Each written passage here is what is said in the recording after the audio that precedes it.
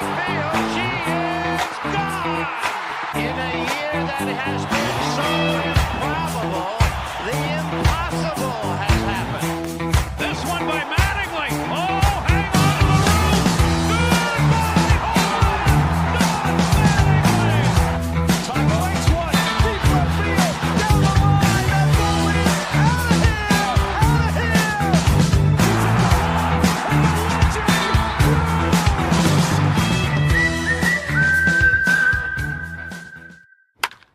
What's up, everybody? Welcome back to a live episode of Tablesetters covering all things MLB. As always, join my tag team partner, Devin. My name is Steve. What's going on, man?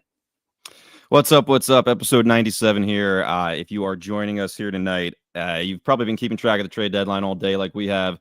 It's been a crazy day. More to come, I expect. We have just about, let's see if I can do my math, an hour and 43 minutes until 6 o'clock, that deadline. So we're here to see what happens and go through it with you. So we have about 100 people here in the live. So if you guys are in there, drop your comments about what you think about what's been happening so far. I think everybody has the Jeff Passan Twitter notifications on at this point. And what we saw this morning, Devin, we have to start with the story about Mason Miller to the Padres. The Padres and the Athletics finalized one of the most stunning trades of the 2025 deadline, with San Diego acquiring all-star closer Mason Miller and left-hander JP Sears in exchange in a 4-player package headlined by the shortstop prospect Leo DeVries, who Divine Sports Gospel has been very, very high on him. Your initial thoughts on this going down, because this was a game changer. Yeah, so the theme of these last couple days have been relief pitching is extremely expensive.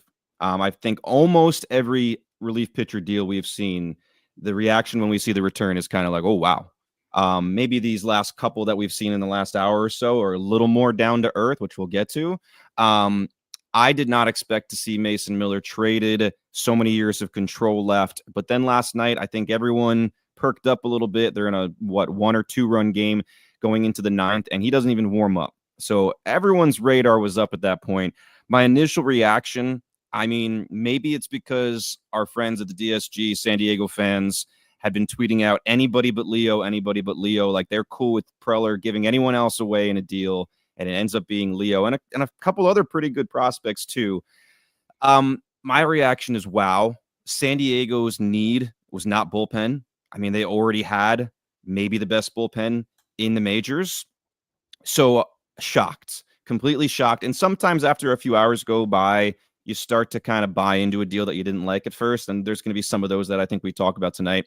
This one I'm not a fan of. And overall, the San Diego approach here, we know Preller is not a prospect hugger, quite the opposite. I mean, I've seen a few Instagram posts about all the guys he's given up over the years. It's pretty jarring when you see some of the names and what some of them have turned into. Don't get me wrong. I like when a team goes for it, and I like that they're going for it. Leo's 18. I know our friends at the DSG said, listen, 2027 may very well be a lockout, so let's put our chips in now. Maybe that's what Preller is thinking. This kid is a little, at least a couple years away, but I do think, I mean, they called him Tatis Jr. High praise. The guy's legit. It's a lot to give up. We'll see how they use Mason Miller, and that's what I'm intrigued by. Is he just straight up closer? Does Suarez get dealt in the next hour or so? Very curious. And someone just put in our chat that they could have gotten Duran for Leo and Cease. If they were offering Leo for Mason Miller, my thought is they probably offered Boston Leo as well. And Boston apparently has been saying no over and over and over and over. I had that thought as well. So that's my thought. I mean, are you a fan of this deal, or are you feeling the same way as I am? I mean, this is a calculated win now move by AJ Preller in San Diego. Miller right now under team control through 2029. Let's not lose sight of this. The guy averaged 101 miles per hour. He's one of the top 3 relievers in baseball by stuff. You go to the swing and miss metrics. He is a person, a player, a postseason addition that could completely change San Diego's chances of winning a World Series if he stays healthy, continues to dominate, and he could be a centerpiece for eventually even the transition to potentially the rotation for San Diego. So I think looking at what they gave up, and it has been a seller's market, no doubt about it, for Leo DeVries to be included in this deal, the outcome does favor the Athletics. But the short-term impact and playoff leverage clearly favors San Diego, and AJ probably got to give him credit. He wants to win. So the control piece, Miller being 26, emerging as one of the game's most overpowering arms, you have to balk at saying that he wound up in in San Diego, this becomes one of those things where we're going to have to wait and see. And some of these players in this deal feel like they are going to be more of the same, like we saw with the James Woods, and the list goes on. You mentioned before, AJ Preller is not a prospect hugger. This is a lot to give up for Mason Miller, but if they're in a win now, right now, Mason Miller is a really nice piece to add to an already loaded bullpen. Yeah, and you know what? We as baseball fans, a lot of us are all over the athletics organization for the last few years for good reason, well deserved. And I think they were telling the truth as far as like we're not trading Mason Miller unless we're overwhelmed. But this is why, as a GM, you never straight up say we're not even going to listen. You listen to anything because sometimes you get your doors blown off, and this is what happened. And I will have to give them some props here. If you look at where their organization is, if they really do get to Vegas in a few years, they are set up pretty decently for some young, exciting stars. Obviously, we have to see if these guys pan out. We've seen a lot of high prospects not pan out. That's for certain. There are no guarantees. Prospects are sometimes kind of like lottery tickets. So, but you have to give them their props right now. They're not going anywhere this year. And was a dominant closer necessarily going to be what led them to the future? Probably not. For San Diego, listen, if we get to the World Series and San Diego's there and Mason Miller plays a critical part in getting them to the finish line and winning their first World Series, bravo, one of the best trades ever. Short of that, I think people are going to scratch their heads a little bit. We'll see. Obviously, he's under control, so it's not necessarily just a this year thing, but it's a little jarring seeing it today. So let's talk about Leo DeVries as the clear centerpiece. You mentioned 18-year-old switch hitting shortstop, ranked number 5 overall prospect for Baseball America, number 3 overall by MLB.com. Impressive poise and high A at this point, one of the league's youngest players. He's hitting right now a slash line that's not that impressive, but we know that the scouts have promised that he's going to be someone with an advanced approach. Like from the left side, he's got pull side power, from the right, raw power. He's the real deal. But the other pieces that we have here, the 3 pitching prospects, add the levels of near-term impact. We got a whole bunch of players involved here. I just think that the price was high, and you have a guy like AJ Preller being able to go out there and be able to get the guy he wanted targeted. This is a seller's market, as I mentioned, and there's a lot going down at this point where you look at a guy like Mason Miller. We knew it was going to take a Lions bounty to offshore him from the Athletics and make it worth it. We shall see. I think at the end of the day, if they're holding the Commissioner's Trophy, then get their first ever franchise World Series championship, it's worth it. But short of that, this may be looking at him being, you may have lost a clear player that could have been a part of your future. Yeah, and just to stay on San Diego, I mean, this was not the only move they made today. They also acquired Freddie Fermin from the Royals to help at their catcher position, which is much needed. Fermin, I mean, listen, plays defense, can hit better than the guys they had, in my opinion. So I think it's a nice get. I mean, again, they gave up, not nothing to get him. Bergert's in that deal, and he's been pretty good for the Padres, starting pitcher. So they must feel good in the rotation. They got to feel fantastic in the bullpen now. They shortened the game, obviously. Offense is what's kind of hurt them. Obviously, in that sweep against my Mets, the offense looked pretty good. But they've been super, super inconsistent. So we'll see. Tatis lives for the bright lights, so maybe he turns it on down the stretch here. They find themselves, 3 games behind the Dodgers here, and the Dodgers have been, I don't want to jinx it here, but relatively quiet with just about an hour and a half to go. I know they're getting some guys back, so in the words of the Yankees' Brian Cashman, like some of the guys they're getting back is just as good as a blockbuster deal, right? Blake Snell coming back. Tyler Glasnow just came back, still trying to find his way. Some bullpen pieces coming back as well, and Blake Trinan. But I think that's what the Padres are looking for, man. They're dueling here, and I wonder if there's anything left. I mean, their farm system over the years, a few years ago, it just feels like, I guess maybe before the Soto deal, their farm system was one of the top ones. And then ever since then, they just keep on digging out of it and sending guys. We've had the conversation of, does Preller kind of build these guys up more than they actually are worth just so they can trade them in something like this? Maybe he does. I'm sure he's not the only one that does, but it'll be interesting to see how this all shakes out. I think on offense, they could still use a piece. Obviously, outfield, left field specifically has been a problem for them. There's been rumors that they and the Dodgers are in competition, like as we speak, for Stephen Kwan's services. The thought of Stephen Kwan and Luis Ariz in the same lineup is kind of crazy. But certainly that'd be an upgrade over what they have. So we'll see if Preller has any bullets left in the chamber here. And all the nuggets of information coming out about deals like this. And the one thing we're all in agreement, you almost never see a top 5 overall prospect moved for anybody, nevertheless, a reliever. So he's overpowering. He's top 3 reliever. We mentioned all the metrics, 101 miles per hour. He is the Reaper. It's exciting. Going to sell a lot of jerseys in San Diego. But we look at the projections for Leo. He could give the Athletics 10 to 15 WAR during his cost controlled years. And this is something you could come back to bite you if you don't walk away with the trophy.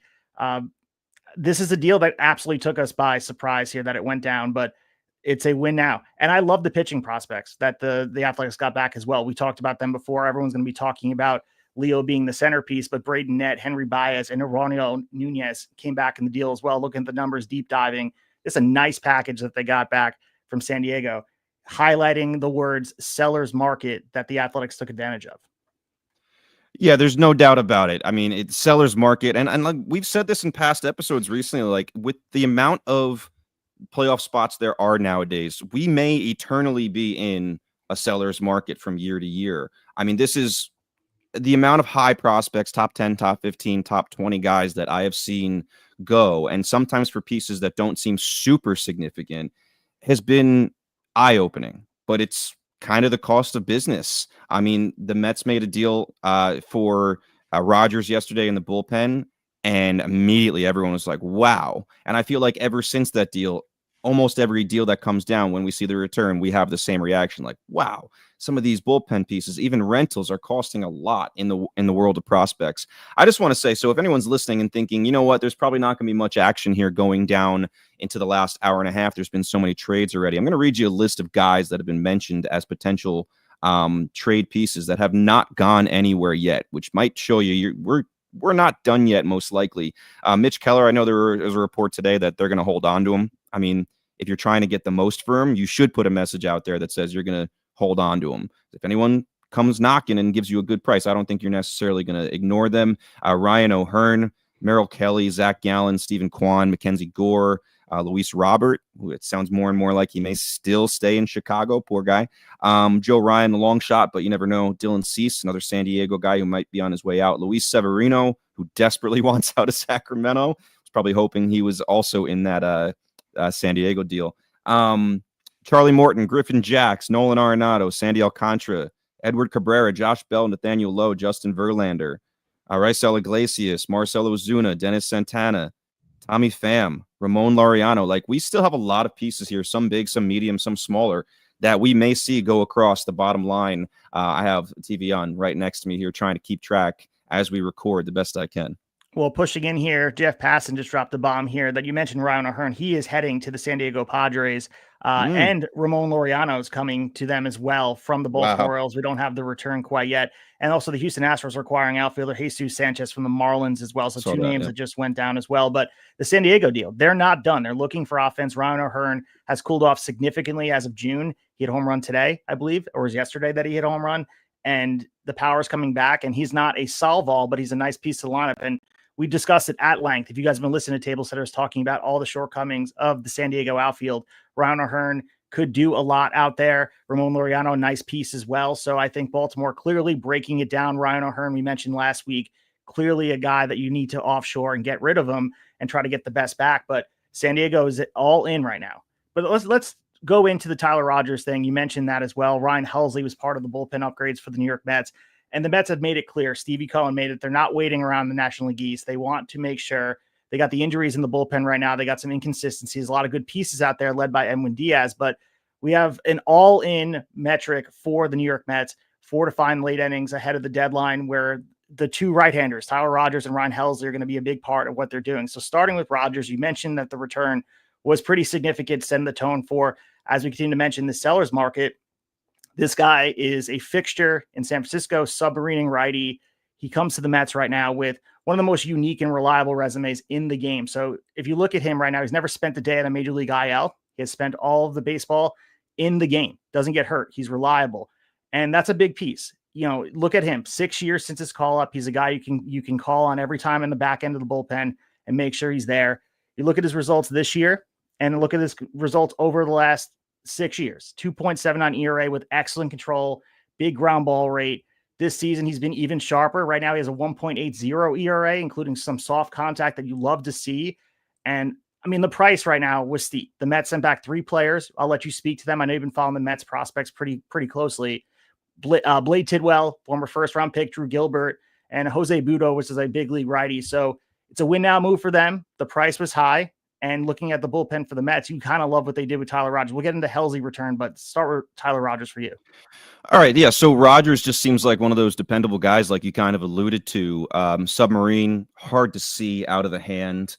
No one really wants to face him. He's not a big strikeout guy, but soft contact ground balls. One of the leaders in stuff plus, which Ryan Helsley is as well in the last several years, which is kind of exciting because Edwin Diaz is right there in that mix as well. Just nasty stuff that you're going to feel pretty uncomfortable, and all different approaches too, which is going to be fun to watch. If any wrestling fans are out there, I saw a Mets fan post an old picture of the Shield as kind of alluding to that's what this bullpen at the back end feels like. Which one's Moxley?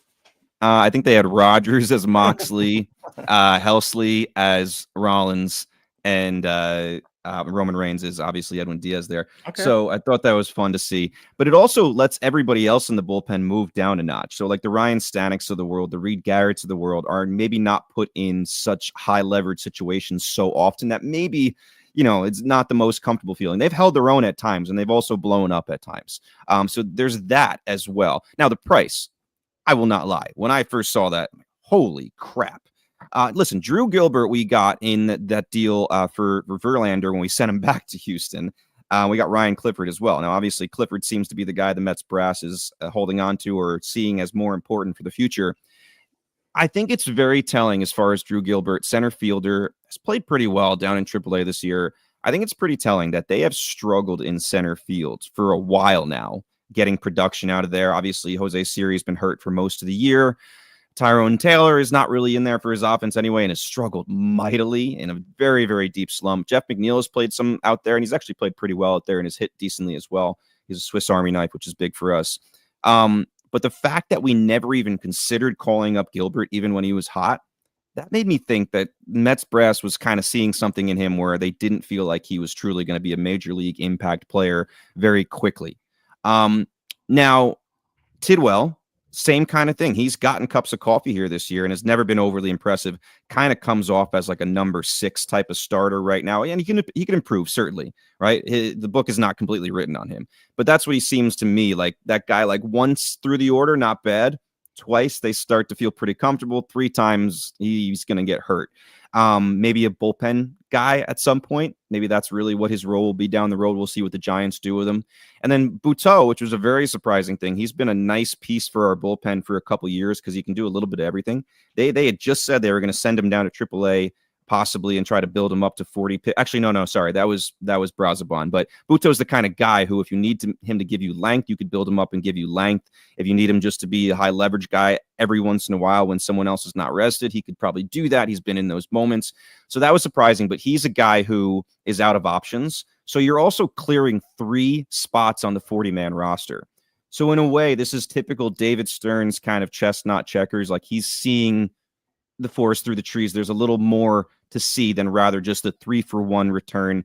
Yes, Rogers is a rental, which makes it seem even more expensive. But to be honest, these 3 guys, I don't know how much of an impact they were going to have on this Mets organization anyway in the next few years. So I think they saw them as expendable. They got the guy they wanted. Clearly, this is a target of theirs, and we'll see if he's great and he's a great Met, and maybe they try to extend him. But I have, as I said earlier in the episode, sometimes you kind of let it marinate a little bit and you read a little bit from the professionals and you find it, you like it a little better than you did at first. So I've liked it, especially with how they've followed it up. So we mentioned Ryan Helsley joining the fray with Tyler Rogers and brings a completely different look from Rogers. Upper 90s fastball, wipeout slider. He's had 103 saves since 2022, which is a number that you have to be impressed with. 2.74 ERA over the course of that time as well. Hitters have had some success this year against the fastball, so something to look on to, but he's been dominant overall. He's punched out more than 26% of the batters he's faced with a 3 ERA throughout 36 innings. So St. Louis themselves, we know the story here. They're in sell mode. They had a brutal July. We thought maybe they'd be on the cusp of competing. They had a promising package right now for the return here. We mentioned the high upside infielder Jesus Baez, and they got the young arms Nate Dom and Frank Elliott. So The Mets right now, Carlos Mendoza, revamped bullpen. We mentioned all the injuries out there. You go through the list. I mean, if you guys are following the Mets throughout this year, you saw AJ Minter, Danny Young, Daniel Nunez, Max Kranick for the year. These are guys like if you're going to be involved in a deep playoff in October, you need a lot of arms that are effective with some different looks.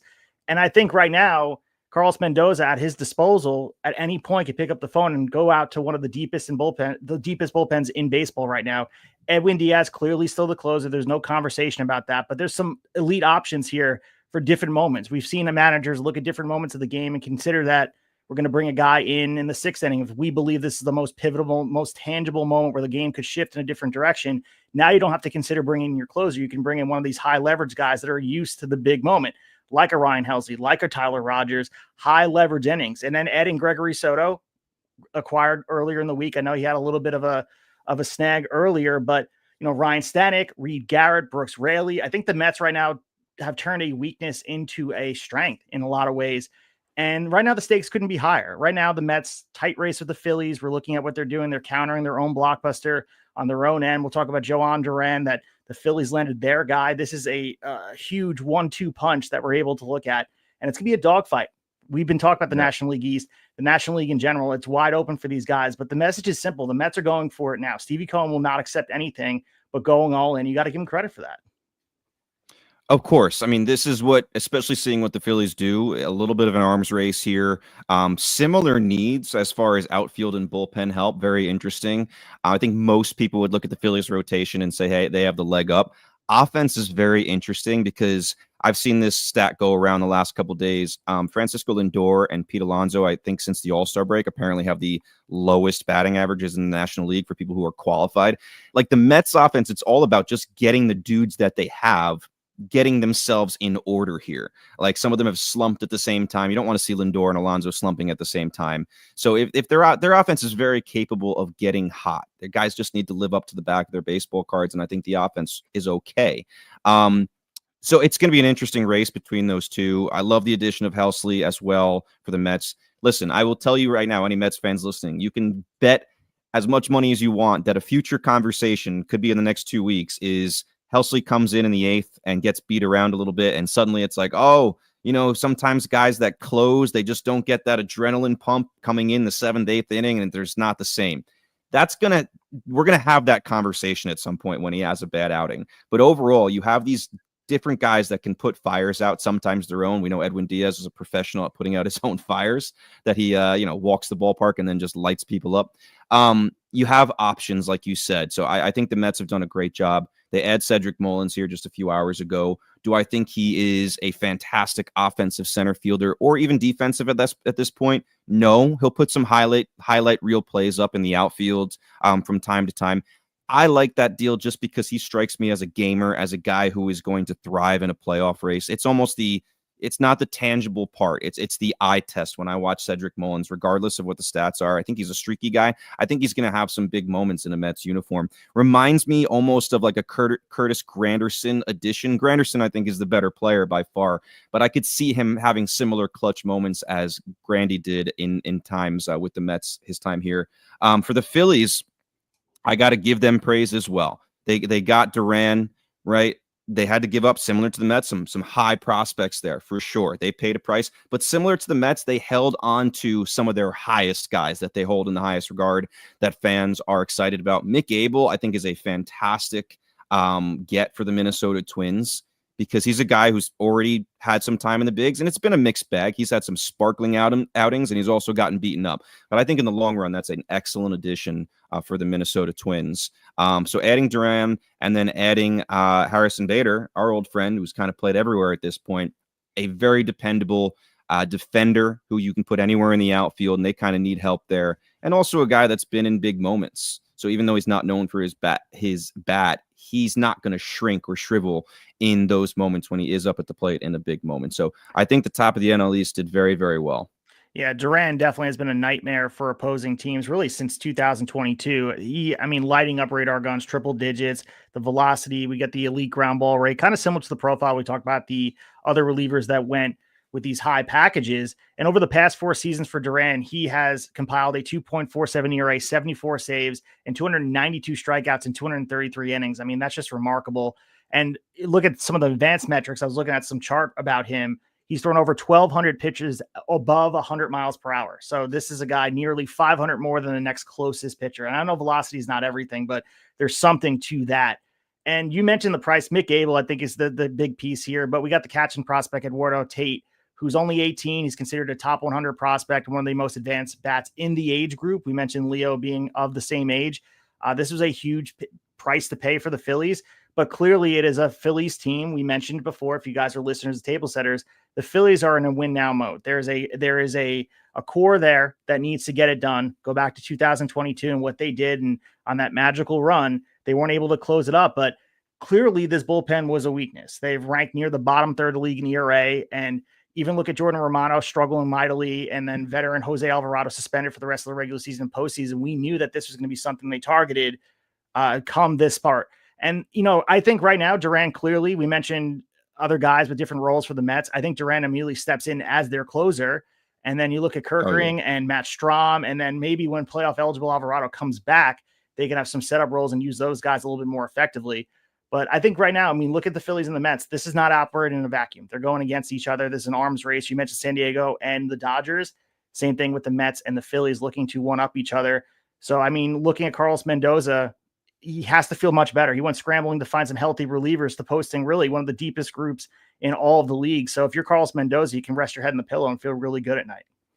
Yeah, and obviously we didn't even mention Gregory Soto, who they acquired a couple days ago, a guy who can be effective in the middle innings as well, shorten the game. The one problem they've had in the starting rotation is that they just haven't had much depth. David Peterson is the only guy, like going deep into games is what I mean.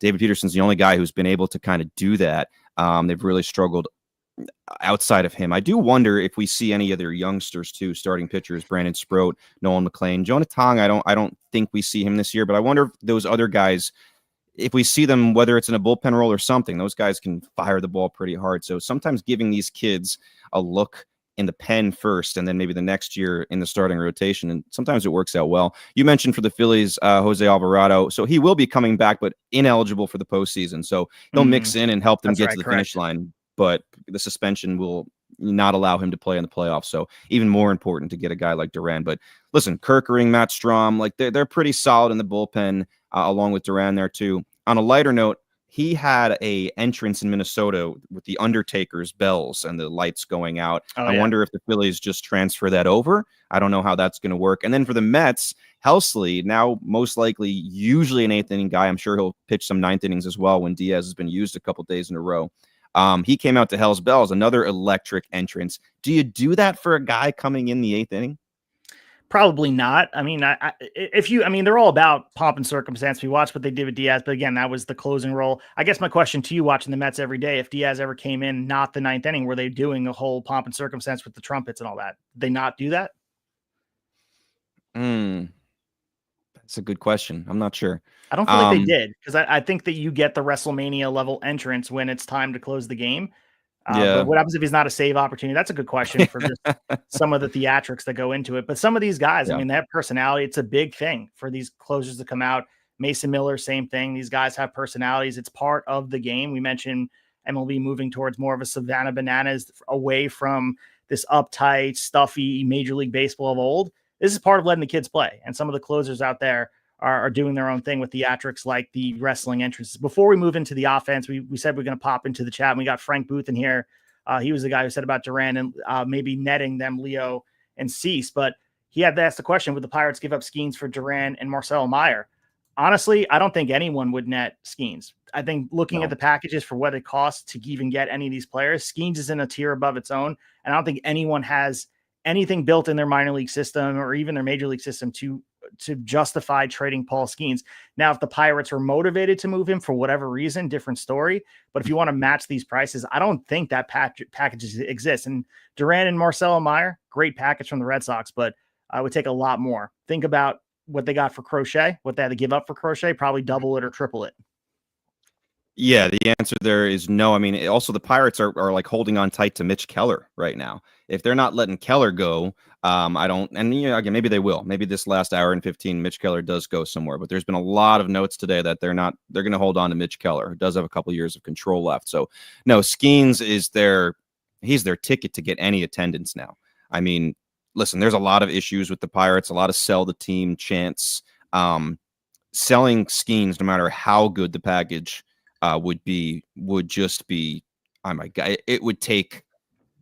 I can't even. It would just cause an explosion in the world of Pittsburgh. They're already angry enough there, as they should be. So, no, I don't think Skeens is an option. I've seen a lot of Yankee fan tweets about, like, if we give up Spencer Jones and George Lombard and Cam Schlittler, like, do we think that's enough? No, it's just not. It's not happening. I also think the playbook is out on the Yankees not developing their prospects and hyping them up and looking at some of these guys that, I mean, Agustin Ramirez going to the Marlins and developing into the player he is so quickly. You look at the Yankees prospects, and even live on the field, we discussed it, the Jason Dominguez of the world. Yes, he made a good catch last night and he is hitting some home runs, but has he been as advertised? And is it because he's in New York and they're not developing the players? I think people are looking at the Yankees prospects with a little bit of a discount than they look at other organizations, because of just frankly who the Yankees have been and how they develop their players. And I think there is definitely a negative to being in that organization, whether it's fair or unfair. That is part of the Yankees negotiation prospects. And to talk about a guy like Spencer Jones, I think he has a bright future ahead of him, but I just don't see him being the same player, because I think he's being stunted by being in the Yankees organization. And that might just be recency and talking about what they've done or what haven't they done. But I think some of the barometers in Yankee fandom, looking at just some of these guys that have not cemented who they are and then gone elsewhere and played better. I don't know. People use Judge as the outlier of saying, well, we developed Judge. Did you really? Or was Judge just undeniable about developing him? He has his own coaches. He has his own staff that work with him. So I don't think Judge you can look at as a success story of the Yankees developmental system. Look at guys like Gleyber Torres, never really developed, but on and on we go. Yeah, the Judge thing might actually kind of be a little more damning with the outside help. Notable is the Yankees are still playing a long rain delay here in New York. It is absolutely pouring thunder and lightning. They're stuck in the 5th inning. The Rays, who are playing the Yankees, have gotten absolutely killed with injuries today. Chandler Simpson, Yandy Diaz, and what looks to be the most significant from what I saw, Jonathan Aranda, who got ran into kind of the wrist out trying to make a play at first base by Giancarlo Stanton, not the guy you want to get hit there. Reminiscent of the old Cliff Floyd injury, which was awful many years ago. I'm aging myself here, but looked like possibly a devastating wrist injury, hopefully just a strain and nothing more, but he was down in a lot of pain. But anyway, before we get too far, I think maybe we'll go into the Yankees here and their deals. Those of you watching, first of all, thank you. If you are normal table setter, consistent listeners, listen to most of our recorded episodes, thank you for being here and coming into our first ever live episode here. If you're new, please hit the subscribe button anywhere you can. We're on Twitter, we're on YouTube, we're on Instagram, everywhere you can find us, Spotify, Apple, anywhere else, and then come on back. If this is going well so far, so certainly maybe we'll mix in more live stuff from time to time if that seems to be something people like. Maybe not always 4 o'clock. It just so happens to be a lead up to the trade deadline. Usually we record at night, sometimes in the morning. Anyway, if you're in listening, put in the chat either your favorite or least favorite deal that you've seen today. And not necessarily, doesn't have to be something for your team, but just what you've seen where like, wow, that's a great deal for that team, or wow, that is absolutely garbage for them. And obviously, if you have any questions that you want to hear us talk about, pop it in there and we'll try to find some time here. But Steve, to get back to the Yankees, as a Yankee fan, how have you felt overall about the deadline for them with just about an hour and 10 minutes to go here? I think I was expecting a little bit more of a splash. I was looking at just a lot of pressure for Aaron Boone and also for Brian Cashman to fortify the bullpen. And I think they did that. I don't think they got the names they probably wanted. We heard rumors that they asked about Mason Miller. We knew the price would be too high. I know they probably were in on Duran. Getting Jake Bird and David Bednar, nice additions. This is a bullpen that definitely needs their help. Looking at Bednar for what he's done for the Pirates, and they didn't give up too much. They gave up the catch and prospect Rafael Flores. So it's not like you're giving up too much. Bednar has, to me, elite form, 2025, brief AAA stint to open the year. We watched him struggle, but throughout 37 innings pitched on the major league level, 1.7 ERA, 34.5 strikeout rate, 5.5 walk rate. That's exactly what they need. He's even outperforming his peak where he was considered an elite closer as well. And he's earning only $5.9 million this season, remains under club control throughout 2026. So this could help you next year as well. And the Yankees right now, let's not forget the Steinbrenner's looking at the luxury tax adjusted looking at trying to stay underneath that threshold because they don't want to pay the extra money. This is not George Steinbrenner's Yankees. This is definitely a Yankees team that's a little bit more cost conscious. But I like Jake Bird as well. I think from the Rockies, I have seen him pitch because I've been following a little bit on the West Coast, looking at what they're doing. And Colorado's going to receive infield prospect Rock Riggio and lefty Ben Shields. And this has come from Mark Feinstein, who was the first person to report this. He's been durable. This guy's been pitching in Colorado. We know how rough that can be. 52 innings this season, 3.6 ERA. And again, you got to look at the fact that he's pitching a lot of his games at Coors Field. And again, looking at some of the same theme we're seeing with the relievers, Devin, successfully is the ground ball tendencies. And I think that will play well in Yankee Stadium. And it's a big piece to increase the defense. Ryan McMahon has certainly helped. I mean, he's showcased himself in a big way here in the Bronx at the walk-off last night. But defensively, it's been a breath of fresh air watching the ball go to him and sort of knowing it's going to be caught. And that's been a roller coaster ride. You've been posting on Twitter at Tablesetters Pod if you guys want to follow Devin, what he posts over there. But you were talking about the game last night, and it is a roller coaster ride. Even watching Anthony Volpe out there, when the ball gets grounded to him, you're unsure where it's going to go. And that is a frightening moment where, as a fan, that's not how you should watch a baseball game. So fundamentally, getting guys like a Ryan McMahon is going to play well in a guy like Jake Bird being there. And we'll see how this plays out. But defensively, they're going to have to definitely work better behind these pitchers. But going back to your original question, how do I feel? It's kind of what I've expected. I'm still expecting one more move before we get to 6 o'clock because you watch the other contenders out there making some more moves. To me, looking at what we're seeing for the Yankees, whether it's fair or unfair, they're being judged very harshly what the offseason looked like. There was a lot of good grace about what this team was, the plan B. Everyone was making the conversation like, are they better without Soto? All that. That good grace has completely evaporated at this point. They're at the point where it is do or die. I believe Cashman and Boone are both on the hot seat, depending on how the rest of the season goes, because not just that, hey, it's World Series or bust for Yankee fans. And I know everyone hates that, but that's the truth. I think right now the Yankees are, the way they're losing, the way that they're playing baseball, to me, it justifies a change. And you can't look at the errors they're making. You can't watch the boneheaded moves of a guy like Austin Wells coming off second, thinking that there's 3 outs when there's only 2 at the bottom of the inning. And you could put lipstick on a pig and say, well, they won the game. The mistake's not there. This has been a theme, not from last year, not just from the year before. This has kind of been consistent. Obviously, it's poked up to be horrible this year.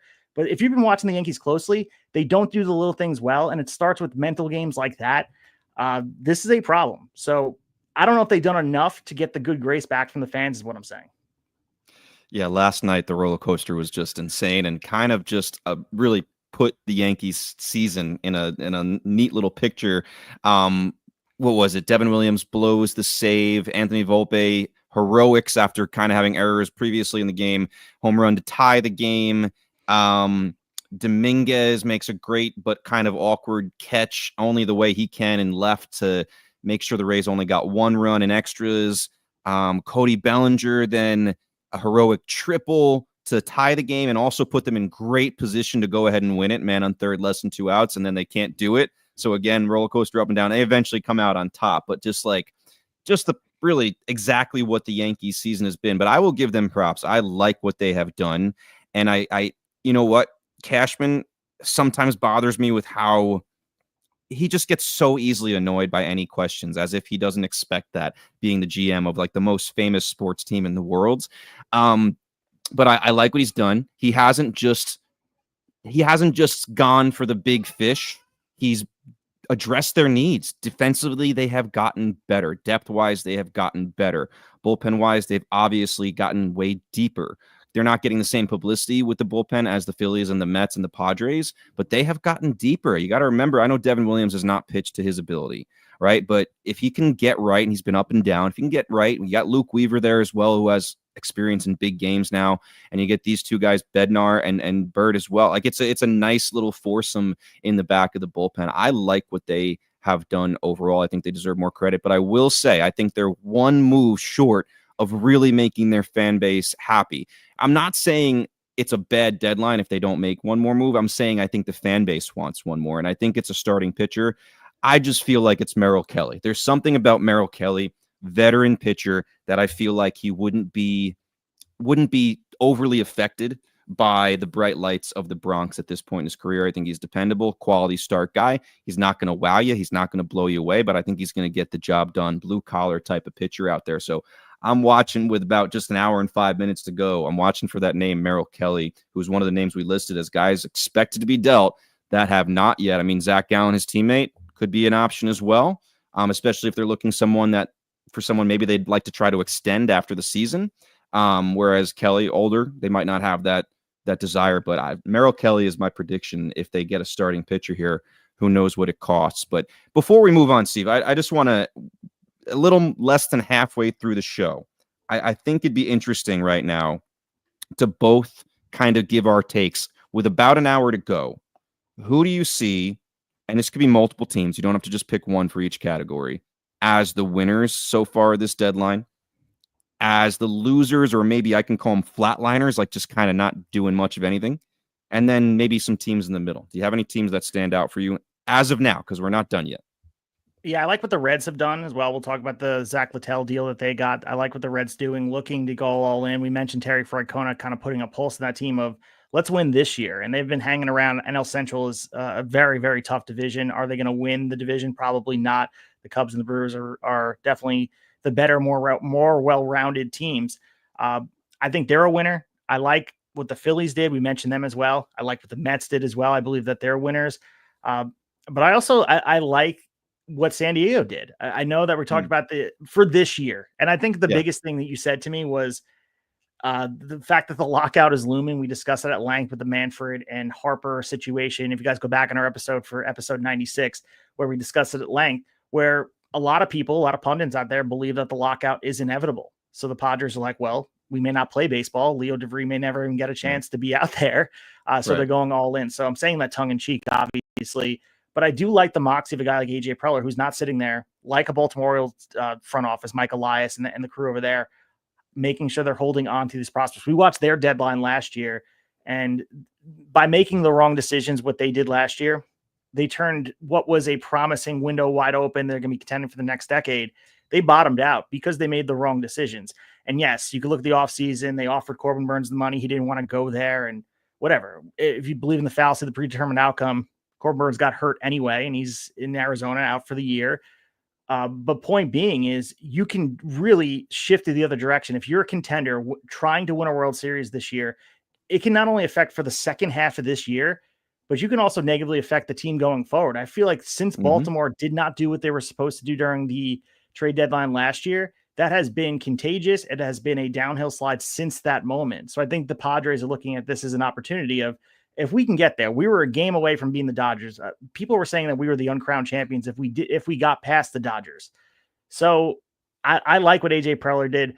I'm waiting for the Dodgers to make one final move. They did trade. They did trade James Outman. Small little moves they're making over there.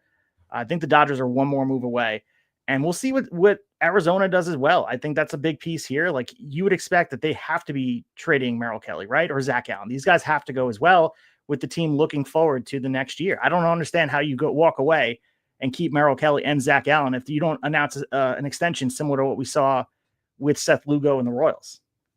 Yeah, it's interesting that it almost seems like some of these teams trying to buy are just more interested in bullpen pieces. So maybe these teams that have starters are just not getting the offers they want. And people are just going with this different strategy, trying to shorten the game. We saw Padres have success with that last year when they had Tanner Scott in the mix as well. And I know they didn't get to where they wanted, but it's just like the NFL, copycat league in sports. But as far as winners for me, as far as contenders that are winners, Phillies, Mets, Mariners, Yankees, and this one's a loose term for contenders. I really like what the Royals have done. I think they've had a sneaky deadline here in a few different ways, like staying in the mix for this season, but also a little bit for the future, not just giving everything up, playing the small market card, just kind of doing their own thing. As far as teams that are not contenders, that deadlines I like. The A's, I like what they've done. And they might have more left. Like, why hold on to Luis Severino if someone wants him? Maybe no one wants him, but if someone wants him, he clearly doesn't want to be there. The Twins, they've done a pretty big teardown, and I think that, not a pretty big. Correa's gone now too. Danny Kalum went to Texas. I saw that just a few minutes ago. A really good reliever for them. Griffin Jax hasn't gone anywhere yet, but I wonder if before the deadline he's gone. Willie Castro, I haven't seen go anywhere yet. He could be gone before the deadline, but I think they've done it right. They also have some youngsters already there that are ready to be a bigger part of the team. Luke Keeschel, right? Brooks Lee's already been in the mix, but eventually Walker Jenkins. So I think they have done it right while keeping some big pieces. Joe Ryan, Byron Buxton, I think they should hold on to, and how they can help them usher the next era in. AL Central, very winnable division going forward, and might not take you that long to turn it around.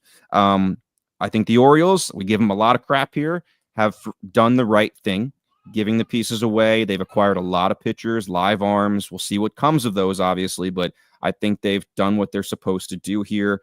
And the Cardinals, sneaky deadline similar to the Royals. They've made some moves and acquired some pretty good talent. Got Blaze Jordan from the Red Sox. I thought that was a nice move for Steven Matz, like not a big cost. In the middle for me, contenders, Blue Jays and Dodgers. You mentioned them. They've made moves, but as teams that are up front in their not just divisions but leagues, I expected a little more. We'll get into the Bieber deal. We'll have a conversation about that, I'm sure. Reds and Padres, I'm mixed on as well. I know you like both of them. I'm mixed. The Reds, I like that they've made moves. The Brian Hayes move obviously shores up the defense, and he is a candidate to increase his offense in that ballpark. Right-handed hitters pull a little more. If he can learn to pull a little more, the line drives, he may be a better offensive player there. But it's interesting because one of their highest prospects that's not that far away, Sal Stewart, is a third baseman, and you have Noelvi Marte now, who I guess is going to play outfield. So interesting. I just wanted them to make one bigger move, I think, and maybe they will before we're done here. And then as far as either I call them flatliners or losers so far, Tigers and Cubs, where are you? I'm not saying they've made no moves, but no big splashes. Tigers head to the bullpen. Cubs, the Soroka move. I need more from these teams. That was a prediction for the World Series from a lot of people at the All-Star break. Cubs and Tigers. I think in this deadline, several other teams have passed them by. Red Sox, Astros. Astros have done a little more in these last couple hours, so that might change my opinion. Red Sox have been relatively quiet. Rangers finally got a bullpen arm, like I mentioned a minute ago, but I expected more from them as well. So we'll see. This hour could change all of that. Another team, as far as a non-contender, Braves. Like, where are the Braves? I know they can't just force teams to take their guys, but I expected them to make some big moves here. And bullpen has gotten people a lot back. Is nobody interested in Iglesias? Because you would think that their fans are drooling at some of the returns they see if they could get something for Iglesias, but maybe teams are satisfied at this point. Guardians too. I expected them to sell some pieces. Maybe Stephen Kwan goes before the deadline's over, but a lot to be said. Yeah, we will definitely discuss all the rest of that. And I promise you guys, if you're out there, you're a Seattle Mariners fan, you guys are not talking about Geno Suarez. How are you guys not talking about Suarez? Devin did mention that they're one of the winners. I promise we will get to that. I do want to touch a little bit on the Reds that you mentioned. I mentioned them being one of the winners. I think that Littell represents exactly what they've been searching for. They've been looking for an innings eater. He's 29 years old. He's been one of the more reliable mid-rotation arms. Ryan Bass discussed him at length here on our Tampa Bay Rays-centric episode. 3.58 ERA across 22 starts, and he's worked at least 5 innings in all but one of them. We're looking for reliability going deeper in games. He's walked fewer than 5% of the opposing hitters in back-to-back seasons. Got to look at that as a number as well. And you're looking for some reliability. We know Hunter Green is coming back from the groin strain, and Chase Burns has been up and down as far as we see the strikeouts, 10 plus and all that, but he's not really staying away from giving up the run. So more to be said about him. Nick Martinez, Brady Singer being struggled, some inconsistency. So I think Zach Littell is going to slot in to be a number 2 immediately when Hunter Green comes back. So Nick Lodolo, Andrew Abbott is a big piece. I like what they're adding to him as well. And I think they have a real chance to chase down a wild card spot, especially under the tutelage of a Terry Francona. Right. And I think really, looking at the costs, I think the Reds right now have some intriguing young arms. MLB Pipeline ranked. Zerworski is the guy that gave back, 21 years old, 10th in the organization. So it's a nice get for this 3-team deal, which was pretty complicated. Originally it was 1-for-1 as far as trades go, and then became a 3-team deal. So, again, not as notable. Zach Littell, the biggest piece that came back. And the Rays, they are a team that we knew were going to be complex. I predicted them second half of the season to make a run and potentially making everybody foolish for having the World Series at George Steinbrenner Field when they had said that it would happen. I was like, well, watch how this happens. They're going to go down a direction, get hot, and make a 2020-esque run and go to the World Series. But they fell below .500, brutal July, similar to what we thought about St. Louis. They really, really struggled. And looking for Zach Littell, he was their only true impending free agent. And rather than risk losing him for nothing, the Rays look at this as like, let's cash in. We get two intriguing arms. We develop them. We know that they can develop pitching. And I think that's a big piece. As far as the Cabrian Hayes thing, you mentioned the defensive nature of it. And I think we want to put a lot of love on this because 2020, you look at what he did coming up and people were like very excited for what he can do. He looked like a cornerstone piece for Pittsburgh. He looked like a player that you're going to be very excited amongst that group of players that people were talking about, these young kids in the shortened season of like, people were excited about him. And I think the move to Great American Ballpark could revive some of the bat that we've seen. He has definitely looking like a dazzling budding star, has not looked like that part. He is an exceptional fielder. Let's not forget that. You mentioned that as well. He has 16 defensive runs saved. That is a huge piece, 15 outs above average, leads all of MLB at any position in both metrics since his 2020 debut, 91 defensive runs saved and 73 outs above replacement. So this is a big piece here. I mean, his presence at third should significantly improve Cincinnati's infield defense.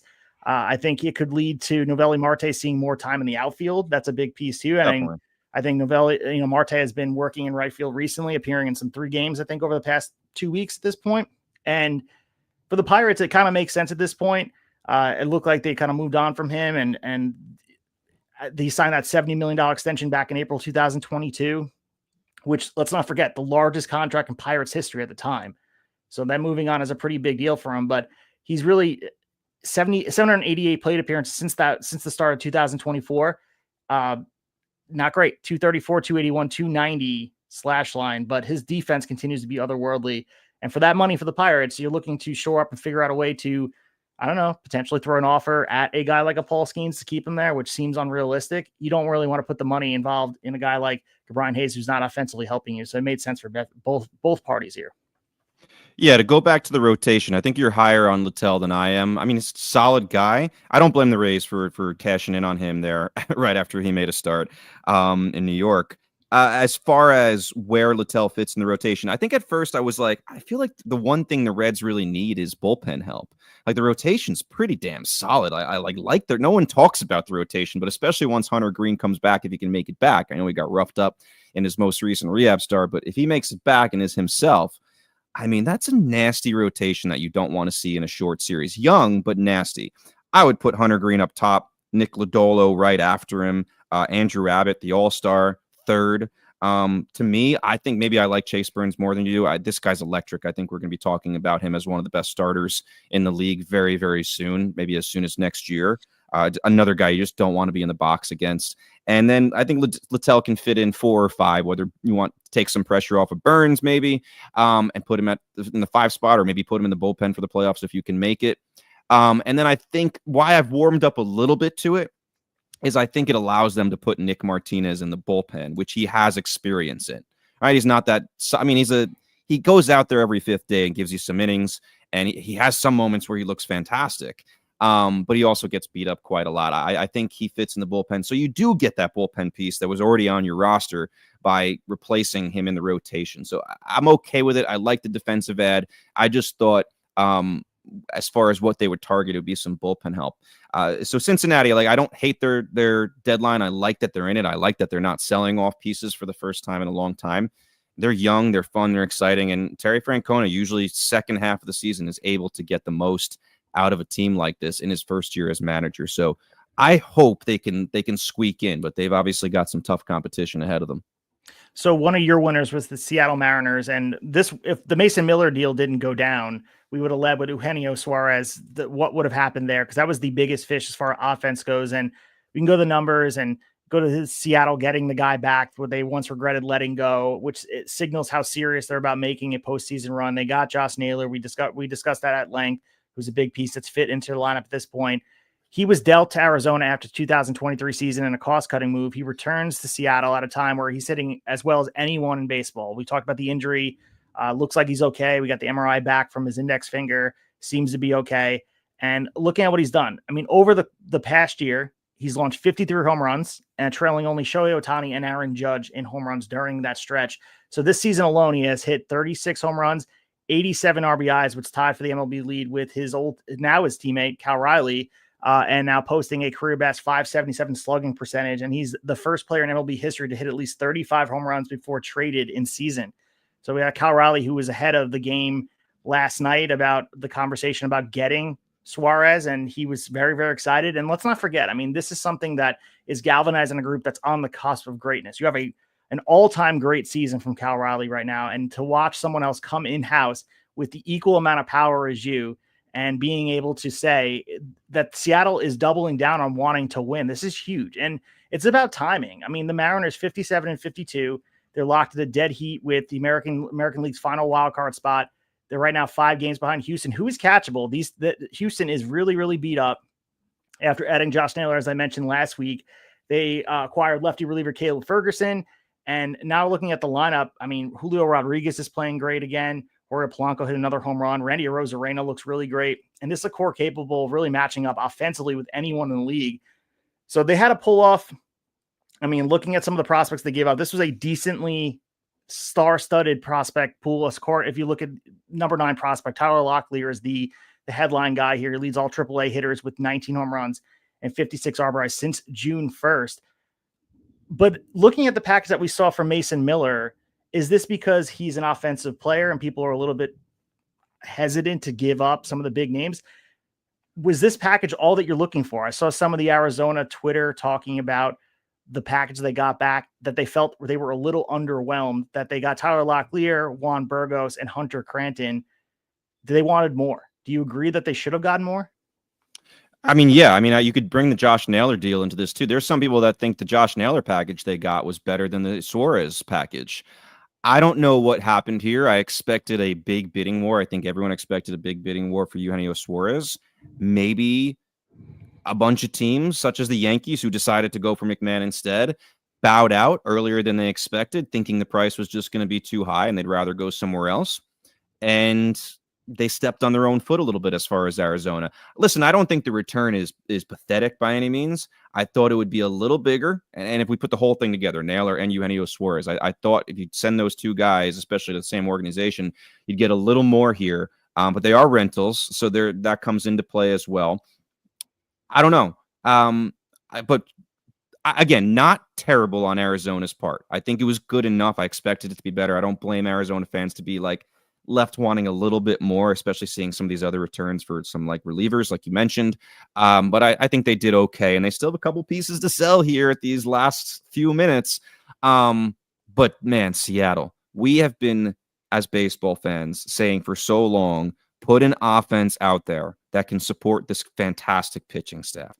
Such talented pitchers and pitching depth, which is pretty much healthy again. And a pretty good bullpen, too. You got Munoz there, Matt Brash as well. Like, you have some nasty guys in the bullpen as well. They have everything they need now. No excuses. We gave Dipoto crap over the offseason for pretty much doing everything. You know, the quote coming out last year about, you're pretty much just trying to win 54% of your games. He's finally gotten it right. And maybe this was the plan all along. We're not going to go out and get some of these guys and give some of our farm away unless you prove first that you're in the mix. Houston is down, super injured, waiting for some reinforcements. Obviously, they made some trades to help themselves. I think Seattle saw an opportunity to finally try to rip this division away from Houston and try to push Texas back as well. The AL West has gotten super interesting through this deadline. I think depending on what happens in these last 45 minutes, Seattle may be the overall winner, in my opinion. Yeah, and I think watching ownership green light a payroll bump is a huge story in itself. And then watching what they got here, they took on nearly $5 million as far as remaining salary for the stretch run. And they're trying to capitalize. We mentioned Raleigh having 41 home runs and Suarez at 36. They're the Mariners right now, the second team in Major League history to enter August with at least 2 players having at least 35 home runs, which only joins the Yankee duo of Roger Maris and Mickey Mantle, who had 40 at the time, and Mickey Mantle had 39. That was 1961, obviously, the record-breaking season for Roger Maris. So this is the version of the Mariners you mentioned they've been chasing for years. Fans have been desperate to see this team with the firepower with the arms. We know that pitching rules all during the playoffs, but also dingers also rule all. And they got 2 guys, 2 of the best right now doing it. And with Suarez back in the fold, the offense clicking. And like I said, Randy Arozarena, let's not forget about him. This guy has ice cold running through his veins during the postseason. He's a postseason player. So the fact he's playing well and hitting for power again in a ballpark that usually stifles it, this should be very interesting watching them chase their first World Series title in franchise history. I'm personally rooting for it. I'm a Yankee fan, obviously, American League, watching them go through. But if the Yankees continue to play circus level baseball in the field, I would certainly love to see the Pacific Northwest be crowned the champion. And what they've done has been magical in Seattle. So I have to ask you, what about a team that you certainly are not rooting for? The Houston Astros reacquiring their guy, Carlos Correa. Your instant reaction to that? I mean, makes sense. He is waiving the no trade for a reunion. And I think if he probably could have got them to pay the ridiculous money we saw the Minnesota Twins pay him, I think this would have been a no-brainer for him to stay in-house. And watching him reunite with them, it makes too much sense after you kind of think about all the pieces here. Isak Paredes is going to be out for the year, which is a big reason why Carlos Correa is in the house at this point. And bringing Correa back to Houston, not only a fan favorite move here, but they're navigating weeks of infield injuries. Jeremy Pena should be back tomorrow for their series opener. But there's been roster uncertainty all across the board. And Carlos Correa right now, Dana Brown, Jim Crane, they're very familiar with him. They know exactly who he used to be. He was a franchise cornerstone at one point, and it makes the most sense because it's the only spot he would have waived his full no trade to facilitate the move. So he's apparently going to shift to third base as the Astros are managing the injuries, as I mentioned, the Isak Paredes, and then obviously Jeremy Pena coming back from that fractured rib. He's going to be continuing at shortstop. We'll see how that continues. I think this makes a lot of sense because of the sentimentality piece, but it's also strategy. I think Crane right now has been a long Correa supporter, and the front office clearly views him as a solution to their infield crisis. But let's not make the mistake of getting too ahead of ourselves of being like this, the Correa of old. This deal represents a major swing for them at this point. His contract runs 6 years, $200 million, $92 million owed from 2026, 2028. Houston now virtually guaranteed to exceed the luxury tax threshold. So that's a big piece of this outside of the, we're happy he's back, sell the jerseys, we love to see the reunion. This is a shift for Crane. He's historically hesitated to cross that line. But looking at what they're doing here, there's a win now urgency of same thing we mentioned Seattle. They're looking at what they're doing here, playing above their pay grade and having these players slot in and be able to have these guys a hero on every single night to bring a guy like Correa in and be like, you know what? We will just forego the money, try to win a World Series here. They're feeling it there. And for Correa to come back, it's a lot of money for a guy who has really not lived up to the deal in Minnesota. But I think it reshapes right now the AL West at this point, and we'll see how it goes right now. Houston's monitoring the rotation upgrades of a guy like Dylan Cease, Sandy Alcantara's two names we didn't mention as well. They are on the radar as well. But for right now, it's a nice piece to really deal with the situation at hand. Was this in their original plans? Hell no. But the injuries that went down have certainly handcuffed them to be like, this makes too much sense to pass up on. Yeah, and one thing I haven't seen yet, and partially because it's a little difficult to keep track of the fine details when we're on here, but I haven't seen any reports. And if anyone's in the chat yet that can update on this and does know, two things I'm looking for: what the return is for Minnesota. I haven't seen this yet. Trying to look at Jeff Passan's feed.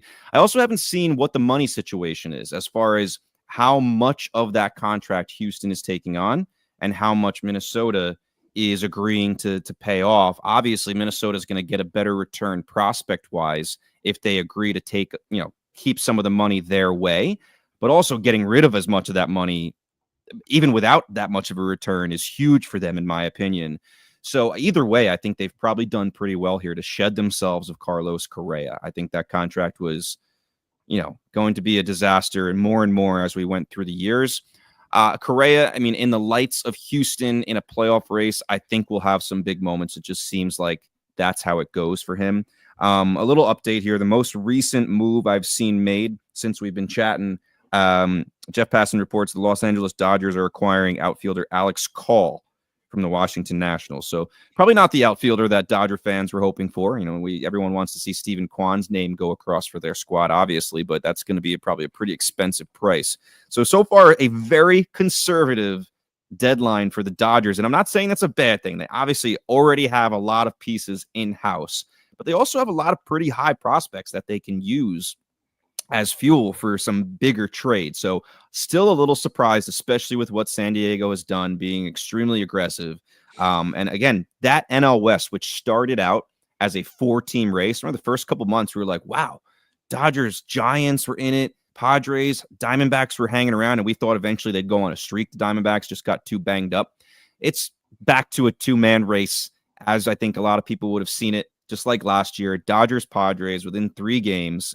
Another one that's going to be fun. I mean, think about it. We already mentioned how interesting the AL West is, and with that, 3 teams in it. We already mentioned the NL East and the Mets and Phillies being so interesting going down the stretch. This is another one, as always. Dodgers, Padres, probably as far as you and me, our favorite rivalry currently to watch outside of our own teams in Major League Baseball. But 39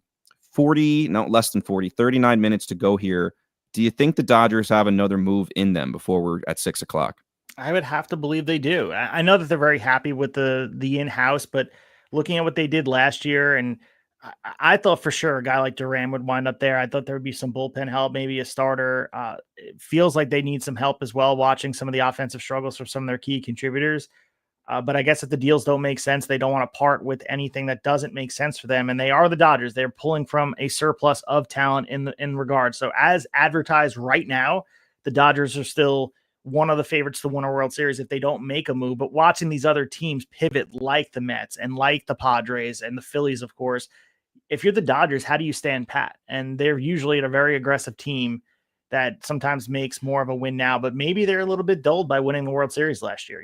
People don't talk about that quiet part a little bit where they had the shortened season, the Mickey Mouse ring, etc. They have their other ones. So maybe they're like, you know what? We have our ring. I'm not saying Andrew Friedman's sitting there and saying we don't want to win, but you don't want to forego the future of sustained success. I think if they didn't win last year, there'd be a lot more urgency in Dodgerland. I don't know if you're in agreement with that. Yeah, but I also think they're very much of the mindset like they want a dynasty, which is why I'm surprised there has not been a bigger move. Yes, Blake Snell's coming back. Yes, Max Muncy will be in the fold eventually.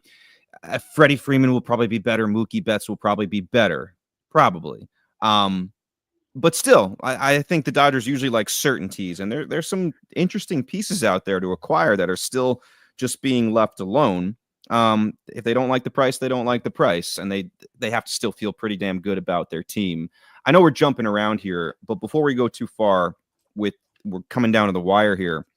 I want to talk about the Shane Bieber deal here. I thought this was extremely interesting and pretty much different from any other deal. Listen, the Blue Jays have been fantastic, struggled a little bit in the Orioles series, gave up a lot of runs, but still were able to come away with that last game in that series just barely.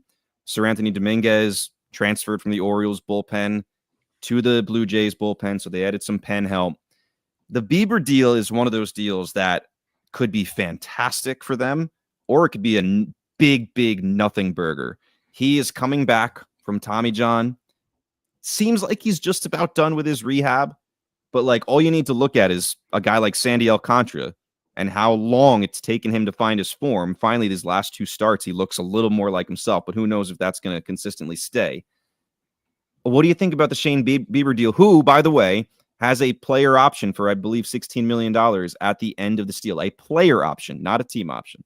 Yeah, I think what Toronto gave up, Cal Steven, you've read all the Toronto research on this player, 22 years old, 5-pitch mix. This is a guy that they really much believe in the future, but improbably, the Blue Jays are in first place. That is a big piece here. They were sluggish in April, but they're in a unique position that they're trying their best. And this is a gamble. This is something they have to go out there and try their best to fortify a rotation that needs it. And Shane Bieber, a Cy Young winner in 2020, a top 10 arm by WAR from the period of 2019 to 2021. Bieber has not thrown a big league pitch since April 2024. Tommy John surgery took him off the mound. The road back has been anything but straightforward. You mentioned him making it back. It seems like all systems are a go for Shane Bieber, but this is still a gamble. And Toronto right now is betting that the glimpse we saw, that the outings we saw in the rehab, 2 innings to 3 to 4, flashing some of the strikeout stuff that once made him Cleveland's ace, is what they're looking at as potential. Like, we have our best shot here about acquiring a guy who used to be the top of the line starter, a guy that you can rely on game 1 of a playoff series. And looking at their rotation now, Kevin Gausman, Jose Barrios, Chris Bassett, Max Scherzer, Eric Lauer, they've been steady, but are you fearful of any of these guys taking them out in a playoff series? I think if you have a Shane Bieber throwing back the clock, and I think we're all in agreement that when he's on the mound and healthy, he is a guy who's been very reliable. But let's be honest, looking at the numbers, he's 30 years old. His strikeout rate was already sliding when he was healthy before the surgery. And if the elbow flares up again, I think we're looking at a guy that is most certainly going to be exercising that player option you mentioned before, $16 million, sticking around Toronto with an expensive rehab project. I think right now, if he returns to form and dominates in October, he could simply just opt out and walk. I think this is a move that the Blue Jays are making because the franchise is galvanized by the success they're seeing. There is a probably 65% chance that this does not go the way they're thinking it's going to go. But I guess you look at the Dumb and Dumber meme, but you're saying there's a chance, and I think that's what the Blue Jays are betting on. Yeah, I could totally see. First of all, it's a little bit of a shame that Shane Bieber leaves Cleveland now without really even having any, last performance there. Just kind of been out the whole year. Remember last year he started off so good, looked like the best pitcher in the league for about 2 or 3 starts before the elbow went. And I remember the whole story. He had worked with Driveline during the offseason. The velocity was up. His stuff was incredible. I know very well because he was on my fantasy team. I'll never forget it. The excitement I had after those first few starts. He led the league in strikeouts for the first month by a lot. And then it went, oh, here we go.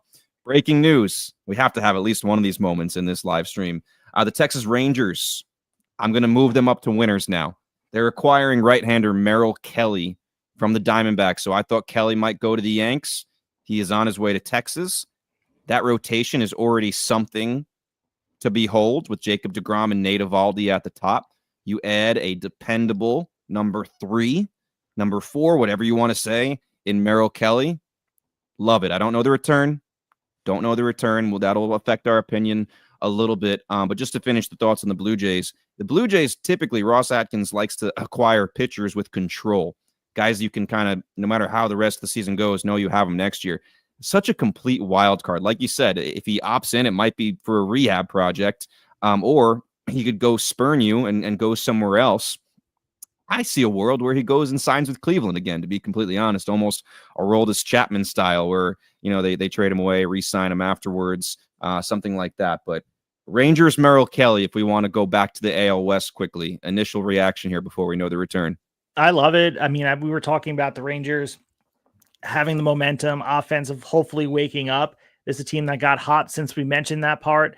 The American League's wide open. This is a dangerous team with a rotation that's already fortified, and to add Merrill Kelly to the fold, I love it for them, depending on the deal.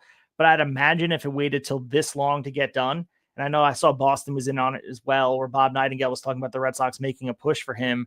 I would imagine the deal is obviously not as much as what we've seen for the other packages for the Rangers to tolerate doing this. So it makes sense for the Rangers. They're a team that is coming off obviously a down year, sophomore slump, if you will, from their World Series championship.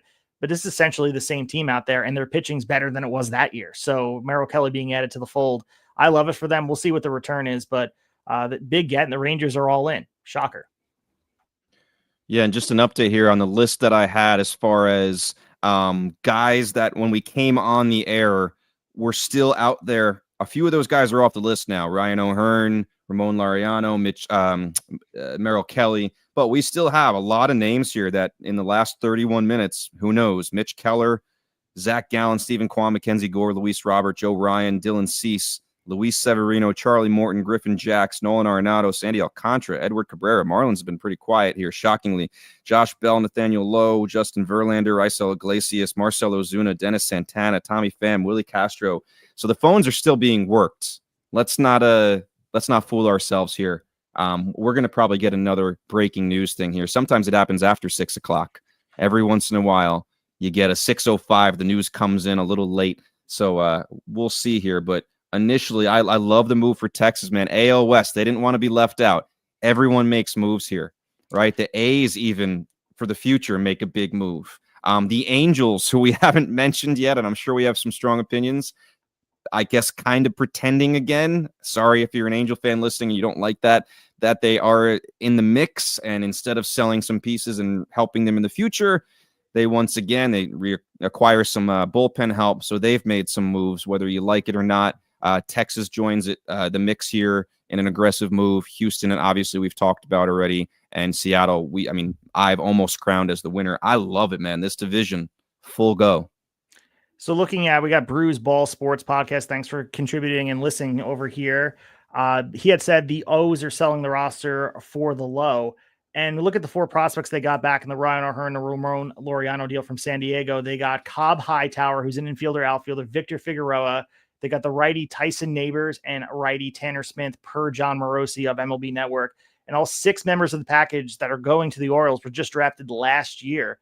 We also got Brandon Butterworth from San Diego heading over to the Orioles as well. So your thoughts on the Orioles return that they got it's hard to sell somebody that everybody knows. Right. We got breaking news again here. Chicago Cubs have acquired Willie Castro from the Minnesota Twins. This is from Jeff Passan over here. No return yet. John Heyman was the first on the news. So I guess you got to put a caveat on that. Maybe it's wrong or it's arson judge, et cetera. So I got to throw my John Castro Heyman off the list. Yeah. So Willie Castro, I love that piece. Willie Castro is a guy who can be, he got one of the hugs. Like there was a whole thing about the hugs with the Minnesota Twins. Trying to fake us out again. Yeah. Were they just faking us out? But Willie Castro feels like he's going to be a pain in the ass to get out come October with Chicago out there. Yeah, I mean, it's another nice little piece on offense. I'm still on the fence as far as the Cubs deadline, just because, I mean, offense is not necessarily what they needed help with. I'm fine with them getting deeper. That's great. But I expected them to try to land one of these pitchers for their rotation. We talk about, like, does the Blue Jays rotation scare you in October, especially if Bieber can't really help you? Maybe he will, maybe he won't. But the Cubs, man, does that rotation scare you by any means? Not me. Not me, even a little bit. Like, maybe Matthew Boyd can be the guy he's been all season, and he really is that dude. But, like, I don't know. Is Colin Ray starting a game for you? Is Mike Soroka starting a game for you? Or are you going to use him in the bullpen? He's proven probably to be a little bit better of a bullpen piece. So I'm hoping the Cubs have, or maybe as a Met fan, I'm not hoping they have another move in them. But as a baseball pundit right now, I'm hoping they have another move. Otherwise, to me, they land firmly in the loser category for this. That's just my opinion. As far as the Orioles, because I know we kind of brushed over that question, selling for the low, I'd have to look deeper at all their acquisitions here. But what I'll say quickly is the pieces that they had to sell, and they had a good amount of them: Andrew Kittredge, Ryan O'Hearn, Cedric Mullins, on and on, Ramon Laureano, Urias. They're decent pieces. None of them are like, oh, we're going to give you a bunch of top 10 prospects. So I think they've probably done okay for what they had, and I think it was the right move, regardless if they're getting like grade A+. I think they've done it right. Again, something I'll have to look a little more at as far as the quality of prospects they got back. But I tonight, believe it or not, we usually criticize the Orioles pretty heavily here. They're not on my criticism list right now. They were in an unenviable position. There was a lot of players that everybody knew. How do you get the most leverage out of players that you have no choice but to get rid of? And if you did, they'd be lame ducks. So it's not like you have a situation like if you were trading a guy that has a lot of years of control. Like that's why Mason Miller secured the huge package he did, was because it's not just how electrifying he is for your bullpen. It's the years of control, being able to have him in-house until 2029. That holds so much weight for you to be able to pry free of a Leo DeVries from a San Diego Padre organization who's absolutely in love with him. For the Cubs, Michael Soroka, Andrew Kittredge heading over there. First came the move for Soroka. You have to imagine they were in on Mackenzie Gore, and the package didn't make any sense, and Owen Casey wasn't enough, and maybe we'll see Mackenzie Gore be moved from the Nationals. He's been ace-like. He's been struggling a bit as of late, but he has ace potential, similar to what we're talking about for these other players. A lot of control and being able to hold on to him. For Soroka, once a top of the rotation arm, definitely not that at this point anymore. Fought through the years of injuries to find some stability again. He had that 1-year deal with the Nationals, so obviously he was going to be offloaded in a year that was transitional for DC. We have flashes of his old self. We got the strong strikeout to walk ratio, the ground ball profile that limits hard contact. Some of the metrics suggest that his ERA is a little bit more of not the full story. And I think that the Cubs are betting on something like that. For Soroka, it cost Chicago a pair of their prospects, infielder Ronnie Cruz and Christian Franklin. But Andrew Kittredge from the Orioles, I mean, as far as what they got back from him, he is a guy with a year of club control left, 35 years old. He's not going to really overpower hitters, but his track record is a little bit more impressive when you start looking under the hood here. 2.47 ERA across 182 innings from 2020 to 2024. He has the postseason experience, which is a big piece for the Chicago team, some high leverage spots. And even missing the start of the season, recovering from that knee surgery, he has delivered a 3.56 ERA with the strikeout rate slightly above his career average. So they're looking to fortify their bullpen, similar to what we saw the other National League contenders doing as well. Kittredge has a 2026 club auction, makes him more than a little bit of a rental for the Cubs, so it kind of makes sense for them. But this is a clear win now move for them for the Soroka piece. And you have to imagine they were looking for a little bit of a sexier pick, but I think Soroka, they weren't going to leave the table without anybody. So they dug their hand in, they pulled out a Soroka and a Kittredge. And if you rank it a B- or a C+ for the Cubs, I think they'd be happy to walk away the table with nothing. They had to do something for this World Series contender. And will it be enough? Probably not. The rotation, as you mentioned, Colin Ray or Matthew Boyd, is there a guy out there that you could be like, this is our dude? Like, think about 2016. What we got breaking news for you? No breaking news, but if I had to make a prediction here in these last 24 minutes, and so far, I had Merrill Kelly to the Yankees, which was wrong. So I'm batting 0 so far, I think, on my predictions. But as far as the Cubs, man, listen, I've said this before on the podcast, similar to the Yankees last year when they acquired Soto and didn't know if he'd be there for more than a year, and it turns out he was not. That is the situation the Cubs find themselves in with Kyle Tucker. We've already seen the Brewers catch up to them and pass them by. So to me, this has to be an all-in season, not a Mike Soroka and Andrew Kittredge at the deadline season. They're fine additions, and they can definitely play their part. By the way, I think the Nationals did nice on the return for Soroka, especially for a guy that was just like a 1-year deal for Soroka in Washington. Good job by them. They haven't been maybe as active. Obviously, Finnegan goes as well. They haven't been as active as I thought. Guys like Josh Bell and Nathaniel Lowe still there. But anyway, for the Cubs, to me, Dylan Cease is still out there. I don't know if legitimately the Padres are looking to deal him, but Owen Casey makes a lot of sense. San Diego, Chicago, like they have the system to make a big move, and guys that don't have a spot in Chicago, and maybe they want to hold on to a Casey. So if Tucker leaves, you have him. But to me, I'd be more focused on trying to win the World Series with Tucker now. Sandy Alcantara's still out there, obviously a little more of a question mark, but I have a hard time believing if they are willing to let some of their top prospects go, that they can't get one of these starters that is out there. And if this is how their deadline ends, if I'm a Chicago fan, I'm sorely disappointed. No, yeah, I agree. And offensively, maybe the Matt Shaw offensive hot streak changed their mind, but it was Suarez or bust. It felt like for them, they wanted to have something to walk away with a prize. But you mentioned as well, they remain $241 million below the luxury tax threshold. So they can make a move. They can take on salary elsewhere if they wanted to. But the ownership really has willingness. They only want to cross that line for the right player. I think they believe this roster can contend. But as you mentioned before, maybe they're looking at a Javier Assad or the return of some of these injured players out there. Jamison Taillon working their way back from injuries as the Cashman level thing, where obviously a far cry from where they were earlier in the season, because nobody expected, I don't care who you are, that Matthew Boyd was going to pitch the way he is this year. The staff was patching together with prospects and swingmen in the beginning of the year. And I think they're looking at what they got with Taillon and Assad coming back, that they can join Shota and Matthew Boyd and a Colin Ray. And I don't buy into it. I really don't. But again, if you would have asked me to put money down on what Matthew Boyd's line would look like come July 31st, I wouldn't buy what he's doing. So he's clearly figured something out.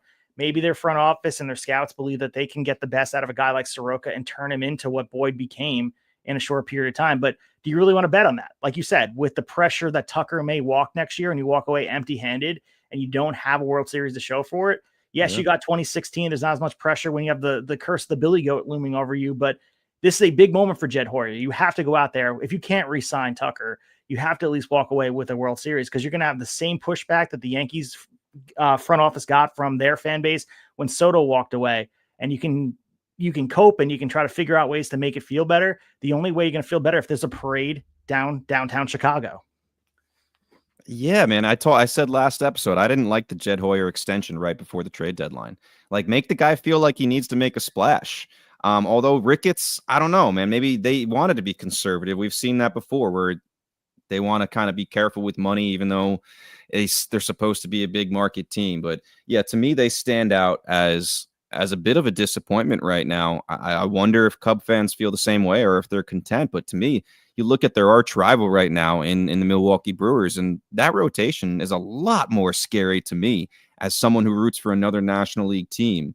When you got Mizorowski and you got Freddie Peralta and Brandon Woodruff now there, and a capable guy in Jose Quintana. Like, they have depth, they have pitching among pitching. And for the Cubs, I almost feel like they're just hoping everything stays together and holds together, and it's just kind of, you're working it with crazy glue, just keeping your fingers crossed. I wouldn't feel great about how they're structured right now with 19 minutes to go until the deadline. So let's go with the Stephen Kwan conversation. We've been sort of tiptoeing around it. The Guardians clearly are sellers right now, which is a rare place for them to find themselves in. Kwan, we know, two-time All-Star. He's a perennial Gold Glove winner. He's one of Cleveland's most valuable chips that they have, a guy that really you can build around. This year, 9 home runs, 11 stolen bases. He's got elite plate discipline. He is a pain in the ass come the postseason and beyond. He's one of the only players, only 4 hitters with 300-plus plate appearances to walk more than he struck out. So this is a prototypical leadoff man, a guy you want at the top of your lineup. So I don't know what the price is going to be, but I don't think whatever they can get back would be enough, because you'd be hoping that one of these prospects would be Stephen Kwan. Like, you're eventually going to look for a player with his profile. His offensive skill set to me is still premier. And on the other side, we mentioned Brian Hayes and what he brings defensively. Stephen Kwan is of the same ilk. He's won a Gold Glove in each of his first seasons. Statcats of outs above average, graded merely average this year. But this is a guy whose defensive run saves plus 13. He is a standard in left field. And I think looking at a team like, the Dodgers obviously would like him. We talked about, they've been in the mix. The Padres, clearly, the Phillies, maybe if they want to meet the price. The Reds were linked to Kwan as well. And even, a team like the Astros actively seeking a left-handed bat. I know Correa and the bats they added to the lineup make a little bit more sense for them where they're at. But I don't know if this makes sense for Cleveland to move on from a Stephen Kwan, because as I said, you have these lotto tickets that you're holding. You scratch them and figure out where they're at. If you're lucky, they turn into what Stephen Kwan is right now. I still don't think we've seen the peak of who this player is. And lost in all of this is Jose Ramirez, and you want to be able to showcase that player, and he's there for a long period of time. How do you look Jose Ramirez in the eye and get rid of a guy like Stephen Kwan? Because yes, you want to rebuild, you want to retool. This is a Guardians team that had an amazing year last year. And this is a down year. It happens, but you don't want to fully move away from Stephen Kwan being one of the showcase players unless you're blown away. I think the package would have to be obscene, and maybe that's what we're seeing Cleveland move on from, because they're not getting what they're looking for. Yeah, I think most likely, according to reports, they were going to use Emmanuel Clase as their piece to sell. And now, man, if you're a Cleveland fan, not that necessarily, maybe you didn't want Clase to go before the gambling stuff, but if you're seeing some of these returns for other bullpen pieces that are inferior to Emmanuel Clase, let's be honest, and you don't have the ability to trade him anymore, you got to be thinking like, damn, man, like that's rough. But I don't think there's many Cleveland fans that want Kwan to go. I do think his name became a bigger option and a more realistic option be dealt once the Clase thing happened, because I think Cleveland was looking around thinking like, we got to reset a little bit. I just hate that they continue to act like they cannot sign anybody else. Let's be honest, Jose Ramirez is not making as much money as he should. He took a team-friendly deal. You've sold off other pieces. Like, you can't give money to anybody. Like, you got rid of Josh Naylor. A few years ago, actually, not a few years ago, but a little more than a year ago, one of our first episodes, I think we had a conversation about who should the Guardians sign long-term, Naylor or Kwan, expecting them to sign one of them long-term. You don't even need to sign Kwan right now, right? He has years of control left. He does everything. Among outfielders from 2022 to 2025, he is in the top 10 of FWAR, not just this year. 3-4 year span, he's been elite. He does everything. So I think you're right. I think you listen, but unless your doors are blown off and it looks like, oh, wow, that's going to really help us get back in the AL Central mix in the next 2 or 3 years, you hold on to him. You're better off. Go to war next year with Kwan, with Jose Ramirez. Maybe Travis Bazzana joins the fray next year. Manzardo another year under his belt. Maybe he takes the next step. This year has proven to pretty much just be a development year for some of their younger players. We've seen some good things, but overall a frustrating and disappointing year for Cleveland after many years of dominance in the AL Central. But that division, I don't look at any of these teams and think, man, they're going to have a stranglehold on this division for the next 5 years. So any of these teams, I feel like, have to feel like they can jump right back into it with the right moves next year. But yeah, Quan, I mean, unless it's the Dodgers, I think the Dodgers are the only team that in these next 15 minutes could surprise us with a Stephen Quan acquisition. Quite frankly, with the prospects they have, I think they're the only team that could do it. But no, I think Quan probably stays in Cleveland unless the Dodgers surprise us here. I was going to ask you about Philly, because if they included a package, potentially Aiden Miller, Justin Crawford, or dare I say Andrew Painter, would if you're Cleveland, are you pulling the trigger on something like that? I mean, with the ETA, Painter's in the deal, yes. Painter's ETA is what we know it as. I mean, it's imminent at this point, like contributor. But like even Aiden Miller and Justin Crawford, their estimated ETA for MLB big league play is 2026. So these are guys out there, and it maybe makes sense for a Justin Crawford. He's the number 3 prospect in their system that could move on there. But I agree. I think the Dodgers are looking to make a big splash, and wouldn't he just fit just a big moment? Like, the Dodgers have those guys, the Kikes of the world, that are like pests, but the Kike is a one-dimensional player. It feels like he just lights up in October. They plug him in and he's ready to go. Stephen Kwan does it all year round. Like it would honestly suck to see him go to LA, in my opinion. I mean, yeah, I think anyone who's a fan of another team other than LA would be pretty disappointed. I want to talk a little bit about another guy and team too, the Marlins here. Are you surprised we've seen a little action out of them, right? But the big names, Sandy Alcantara, Edward Cabrera, any thoughts on the lack of news about those two?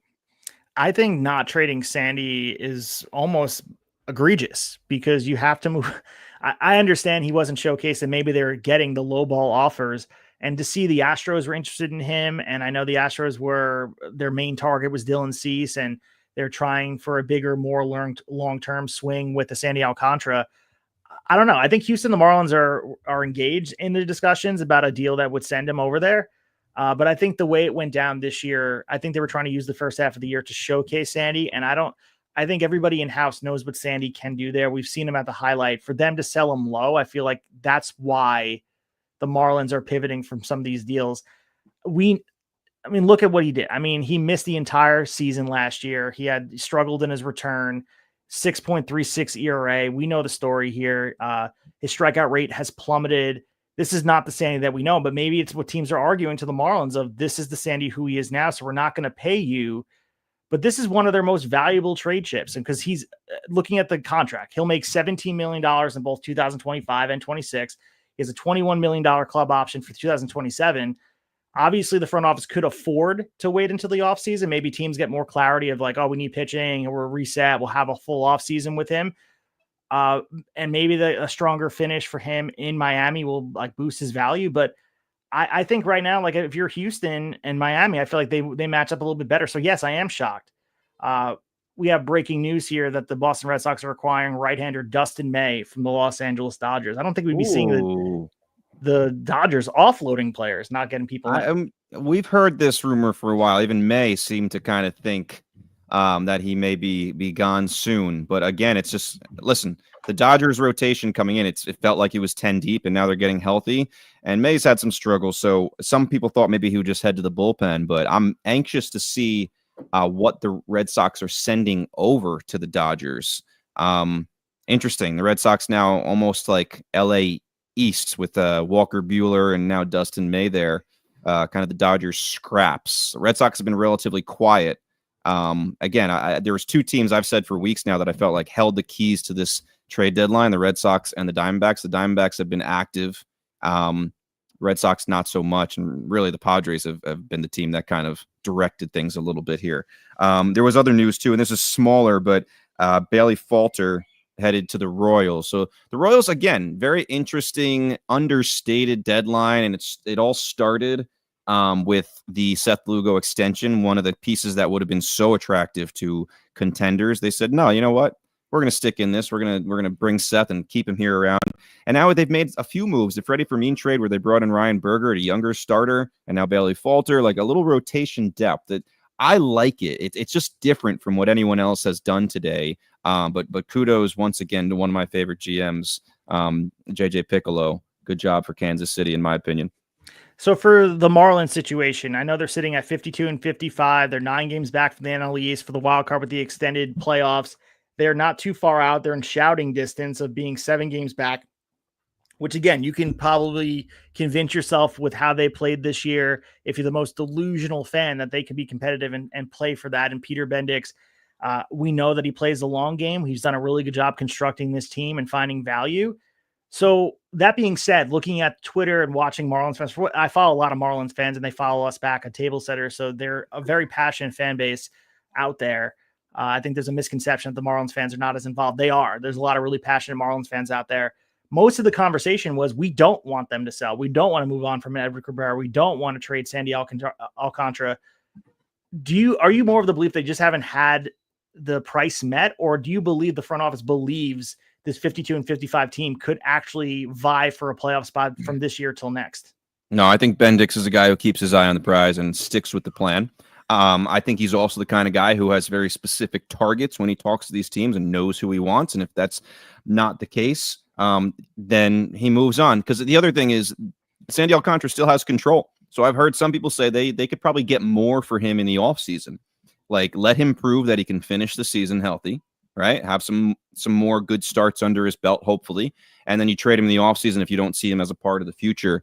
I could see that. I understand that for sure. And Edward Cabrera, too. Like, they're not forced to move these guys, right? So I think Bendix knows what he's doing. I think he has a very clear plan, and he's kind of earned that patience among fans. But for Miami, for the Miami fans, if they don't go anywhere, you do have something to watch for the rest of this season. Is like, I know it's not likely, but they're still kind of sort of in the mix, and they've played a lot of winning baseball. They're an exciting team, a fun team. Kyle Stowers is worth the price of admission right now. So, no, I think they just haven't gotten the price of what they want. And then that brings me to one of their division rivals, the Braves, because another team that has been, to me, shockingly quiet. And again, maybe it's just an example of them not getting the offers they want. I think they're delusional if they think they're still in it. They've had to, just this week, acquire other people's scraps. Got Carlos some breaking news Carrasco. here. Go ahead. Crossing the field, Jose Caballero is coming from the Rays to the Yankees. Whoa. What? Yeah. So popping on the uniform. I know they don't have a doubleheader like we saw with Sir Anthony a couple days ago, putting on the uniform both teams, but Caballero coming over from the Rays to the Yankees. Maybe they're just like, during the rain delay, just like chopping it up, drinking some coffee and being like, you know what? Caballero, put on a Yankee uniform. Let's go. I mean, like I said, the Rays, a bunch of their players got banged up today. That might have been the writing on the wall for them. Let's see what else we can get for some of these dudes. We also Caballero, got nice. Nestor Cortez to the Padres, it looks like, as well. Okay. All right. So, shows the back. Brewers' depth. Yeah. The Caballero, I mean, that adds a speed element to the Yankees. So they've done a nice job. Speed, bullpen. I think they're, defense, they're realizing where they need to add here. But just to finish my thought on the Braves, weird that they haven't done anything. It does make me think that they're delusional, thinking that they're actually still in this. I mean, Acuna's down, and maybe if they're smart, doesn't play the rest of the season. I know it ends up being just a grade 1 calf strain, but still, like, why play around? They've had to, their whole rotation from the beginning of the season is gone. As far as injuries go, they had to trade for Carlos Carrasco and Eric Fetty just to put a rotation together this week. Why they're not getting any offers for Raisel Iglesias, Marcelo Ozuna? They're not getting anything for that. That's hard to believe. So we got more news. Tampa Bay Rays are acquiring Adrian Hauser from the White Sox, and also the Reds are acquiring Miguel Andujar heading over to Cincinnati as well. What are the Rays doing? I know their trades work out pretty well, but you're sending guys out and then you're acquiring more pitching. Hauser's been very good for the White Sox. I did not expect him to land in Tampa. Maybe this is a hybrid situation like we discussed with AJ Preller in San Diego, where you're trading some pieces and staying competitive for Zach Littell moving away, Adrian Hauser kind of filling his void. And it is interesting, but for a team like them, they have to be creative of how they construct this team. And I don't know what the return is at this point, but it is very interesting to see the Rays with 6 minutes left before the deadline to do this. And we also got Phil Maton from the Texas Rangers to the St. Louis Cardinals. No, set from the Cardinals to the Rangers, right? Going to the Texas Rangers from the Cardinals, yeah. Yeah. All right. Maton of Mets fame last year. Interesting. So we're getting a flurry of deals here in these last, we got 5 minutes left here. Yeah. We also want to shout out some people in the chat. We got Nick Spitz in here. Finally got off work and and May gets traded. Nervous for how much I've missed since Mullen. So go back and listen to the rest of the episode. We appreciate you guys.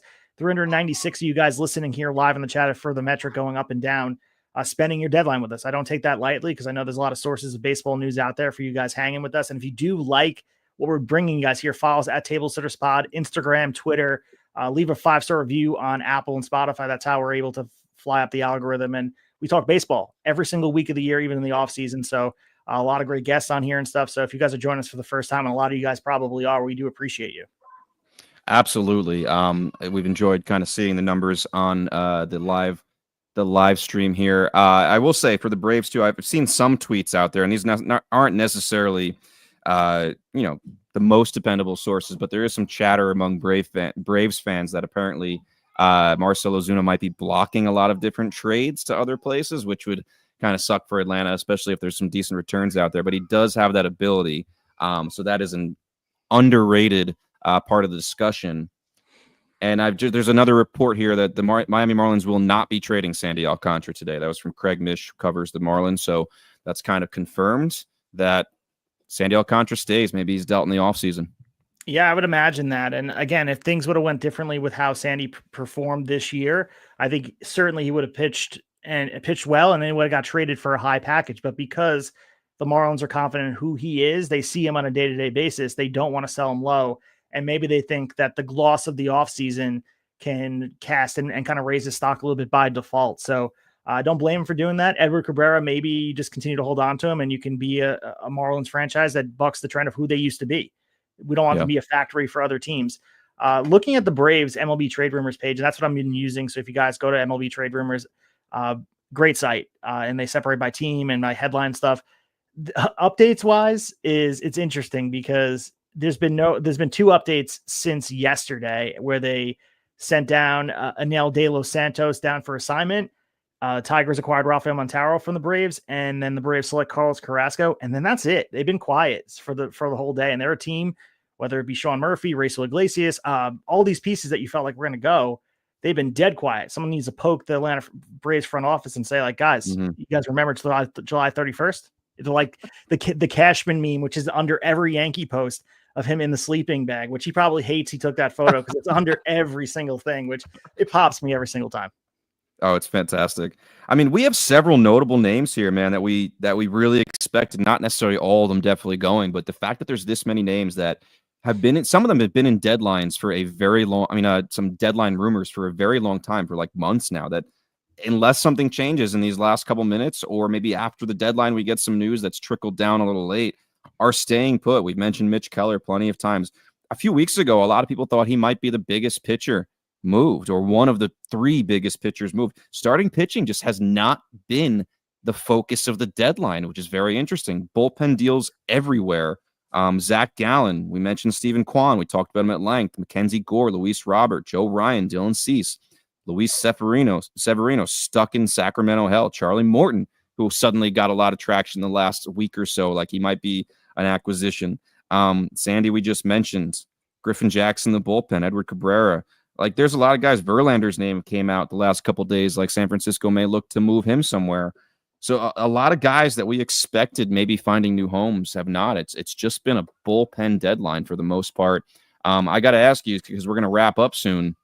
We talked earlier in the middle of the show, like, so far, winners, losers, in between. If you had to pick one winner, one loser, just boil it down to that. Who are you going with as we wrap up? I mean, the more we break it down, I love what Seattle did, because it's so far against what they usually do, and I like that they're going all in. So I think they ultimately have to be my full winner, seeing the full scope of what they did. As far as losers go, it's hard to say, because I don't think anyone did egregiously bad. Because like you would say, Baltimore was like kind of in a no-win situation. Maybe the Diamondbacks are a little bit of a loser for the package they got back from Suarez. Maybe not moving on from Gallen, but in the package for Kelly, like, I don't know if it's exactly what they were trying to do. But I think for the most part, there's not an egregious loser out there. And maybe the Cubs have to emerge as a loser. We have them acquiring left-hander Taylor Rogers from the Pirates. Ken Rosenthal reporting this from The Athletic. So he was just acquired in a financial counterweight in the deal with Brian Hayes with the Reds. So he's moving around. So before he got too comfortable over there, now he's now he's heading over to Chicago. Didn't get too comfortable in Pittsburgh. He's been there for a night. Yeah, as the clock ticks down to 0 here, literally just hitting it. Yankees have a deal for Camilo Doval from the Giants, which is all right. So more bullpen. So these last few deals, the last two you mentioned, more bullpen deals for contenders. Everyone's trying to shorten the game. That's where we are in baseball, man. Yeah, winners. If I'm picking one, I'm with you. I think it's the Mariners, and you nailed it. Just finally doing something that baseball fans, especially in Seattle, have been begging them to do. Put an offense on this field that makes it so we are not wasting this fantastic young rotation, homegrown for the most part rotation. So props to them. They didn't necessarily make as many deals as some other teams, but very impactful. I have to go with the Mariners too. I think there are other teams that fall into the winners category as far as a non-contender in the winner category. I do like what the Cardinals did. That division was pretty quiet, especially at the top, Brewers, Cubs, as far as acquiring. But the Cardinals did some things to, set themselves hopefully up for the future. And then losers, I mean, I've said it a few times. The Cubs, I'm just not pleased with what they did. Didn't make, to me, a big enough splash here. And as far as a team out of the race that I'd consider a loser, I just said it before. The Braves had a chance, man. They had some pieces, and I don't know what happened. I'm sure we'll find out more in the coming days, but very surprised. They're very, very inactive here. So we're sitting at 6:01. We got an official report from Mark Feinstein that the White Sox will not be trading Luis Robert. So they're holding on to him from the deadline. This was also corresponded from ESPN's Alden Gonzalez. And also the Marlins officially made that Edward Cabrera is going to be held on to. Sandy Alcantara, same as that as well. Craig Mish, you mentioned that as well. The Rays are in it again. We got the Tampa Rays are acquiring right-hander Griffin Jacks. There we go. Okay. All right. So that's a different move as well. A lot of bullpen stuff, as you mentioned. Yeah. We don't have the returns on this quite yet. I think we will cover the returns on some of these smaller moves down the line. Charlie Morton going to the Tigers from Jeff Passan as well. All right. So they're trickling in here. Okay. So we'll hang on here for a little bit longer, maybe till like a 6:15 to kind of let everything lie. But before we sort of say goodbye for the night, I do want to discuss something going on this weekend. Usually we have our coming around third segment here. Definitely want to talk about the Speedway Classic, where the Braves and the Reds will be meeting in a setting that is unique. The Bristol Motor Speedway, definitely a huge stage in Tennessee. It'll be the first professional baseball game staged at a professional auto track racing. And we look like we could have a new all-time regular season attendance record with 85,000 tickets sold, which the mark right now is 84,587 in 1974. Your thoughts on this? We saw MLB The Show release the field so you guys can play as it if you are a video game person. Years of planning, 4 years to be exact. They had this idea back in 2021. They want to have the iconic NASCAR venue into a baseball cathedral. It looks pretty damn cool. The uniforms match. I know this is not for the traditional baseball fan, but this Speedway Classic should be a lot of fun. Yeah. One thing at Major League Baseball, I think, has done a fantastic job over the last several years is these specialty games. Like, they've done a wonderful job starting with like the Field of Dreams games, and then they've added to it just kind of different themed games in special locations. They've done a wonderful job. So I look forward to watching that. Shame that Ronald Acuna is not going to be involved in it, but you got Ellie De La Cruz, Chase Burns starting the game. So on the Red side, I feel like that fits that Speedway look that they're looking for, in Ellie De La Cruz and Burns throwing the ball 100 miles per hour over and over. So I'll be looking forward to that. They do a wonderful job with those specialty games. I will say, you just mentioned the White Sox a minute ago. I just want to get the thought out of my brain. Luis Robert has been in trade discussions for what seems like years now. There were plenty of teams that were interested in him: Mets, Phillies, Padres. And those three teams I just mentioned proved over this deadline that they are willing to move some pretty significant prospects for guys they want. I think that the White Sox are probably asking for some ridiculous stuff, as if Luis Robert is still the guy from 3 years ago that was hyped up to be a franchise saver. So if that's the point, I don't think any of these teams were being cheap for them. I heard rumors that they were asking the Mets for Jonah Tong, which is, to me, ridiculous. If you're not a Met fan, you might not be as familiar. I mean, he was in the Futures game, lit people up. This guy looks, and he's AA, so who knows what he'll do in AAA, but he looks the part, lights out so far. If you think you're getting that kind of pitching prospect for Luis Robert, a guy who can't stay on the field, a guy who is extremely streaky, if that word is even, I don't know. That might even be too good for him. Again, all the potential in the world, but that's for the most part all he's been is potential, other than that 1 year where he hit in the high 30s of home runs. Just can't stay on the field. So I think the White Sox may have done themselves a disservice as far as not kind of trying to agree to a deal with one of these teams. He was plenty wanted by some big teams that are willing to move prospects. So unless that comes down, which, I mean, you said it's already been reported that they're holding on, I think the White Sox could have done a better job there. Yeah, I agree with that. And I think with the White Sox, you have to realistically look at when will the window of competition be opened? And maybe 4 years from now, 5 years from now, they made a pretty significant jump for where they were last year. Not hard to do because they're historically bad. They played competitive baseball this year, but still a bottom feeding team at this point, comparable to the Colorado Rockies. And for Luis Robert, if you look at the other side of this quote unquote retool, rebuild, whatever, will he be on the other side of it? And if not, then why not move on from a player like him? And from the Luis Roberts side of things, which is interesting. No one really thinks about that. We think from the team perspective. As a player, where the hope is you have a Ryan McMahon situation, you jump up 35, 36 games in the standings, and you get to take hold in a pennant race after just being in meaningless games at Coors Field. For a guy like Luis Robert, where it's right there, you potentially could be in Philly, you could be in New York playing for meaningful games. The air has to be a little bit let out of the balloon. I know he's familiar with Chicago. He's been there for a long period of time. I'm sure there's an affinity for staying there and sleeping in his bed that he's been familiar with for how long. But there's got to be a little bit of a letdown when you're on the rumor mill of being able to eventually be a part of this pennant race. And then it's like you have to suit up and put your cleats on in Chicago for a game that ultimately means nothing down the line. You have to find whatever reason to play on a daily basis. And these guys are professionals and they're fueled by competition and their own stats. But there has to be a significant letdown. Do you agree with that? Yeah, I don't remember when it was, if it was during the season or before the season, was actually quoted as saying like he's trying to prove that he's healthy and is the player that people think he is, basically alluding to wanting to get moved to a contender as the White Sox move on to the next generation. So I'm sure there's some disappointment on his end that he is still there. Maybe another guy similar to Alcantara that is dealt in the offseason. Maybe. A little more news, small deal. The Blue Jays acquired Louis Varland from the Twins. So the Twins are just trying to get rid of as many guys as they possibly can. So, and listen, we have 412 as far as on Twitter, 414 people watching. So thank you for watching. And before we wrap up here, we'll go for another, let's say 8 minutes. Also, Blue Jays getting Ty France as well. Oh, for Alan Roden and Kendry Rojas. Okay. Yeah, I thought Roden was dealt in another deal. I'm not sure. Maybe it's one of the situations where he was. Yeah, definitely check on that. But Minnesota Twins. Maybe you know what? I'm thinking of one of our Who Says No segments where he was in a proposed deal from Twitter. So I knew I had seen that name lately. But what I was going to say is, anyone in the chat for any final comments here or questions that we want to talk about or things about the deadline or anything you want to say, make sure you put it in these next 5 minutes before we wrap it up. So it looks like the Twins are getting Taj Bradley back in the Griffin Jacks deal, which I know they took the leverage out of their hands when they sent Taj down to AAA.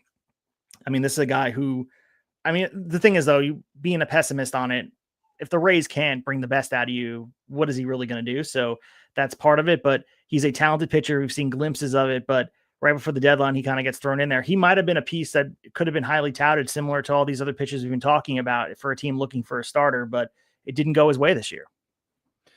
Yeah, no, not quite. I like that though. I like what Minnesota has done here, getting some young starters that have some reason to believe in them. Taj Bradley in Minnesota, holding on to Joe Ryan, like again, another guy, like unless you're overwhelmed by an offer. And I've said it 3-4 times now. So sorry if you've been in here with us and I'm beating the same drum, but the AL Central, I really do think you can have a quicker turnaround in that division than some other ones. Like NL East, it's really hard to have a quick turnaround right now.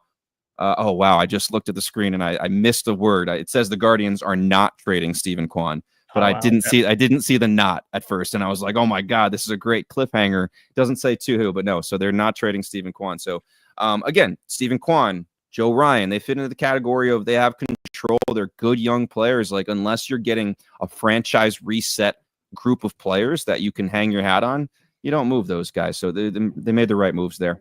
So as we put a bow on this, and again, we're 10 minutes past the deadline, maybe some more deals will trickle in, but your thoughts on really the Yankees bullpen and how it shapes up. We talked about all the deals. Caballero joins the fray, Ryan McMahon.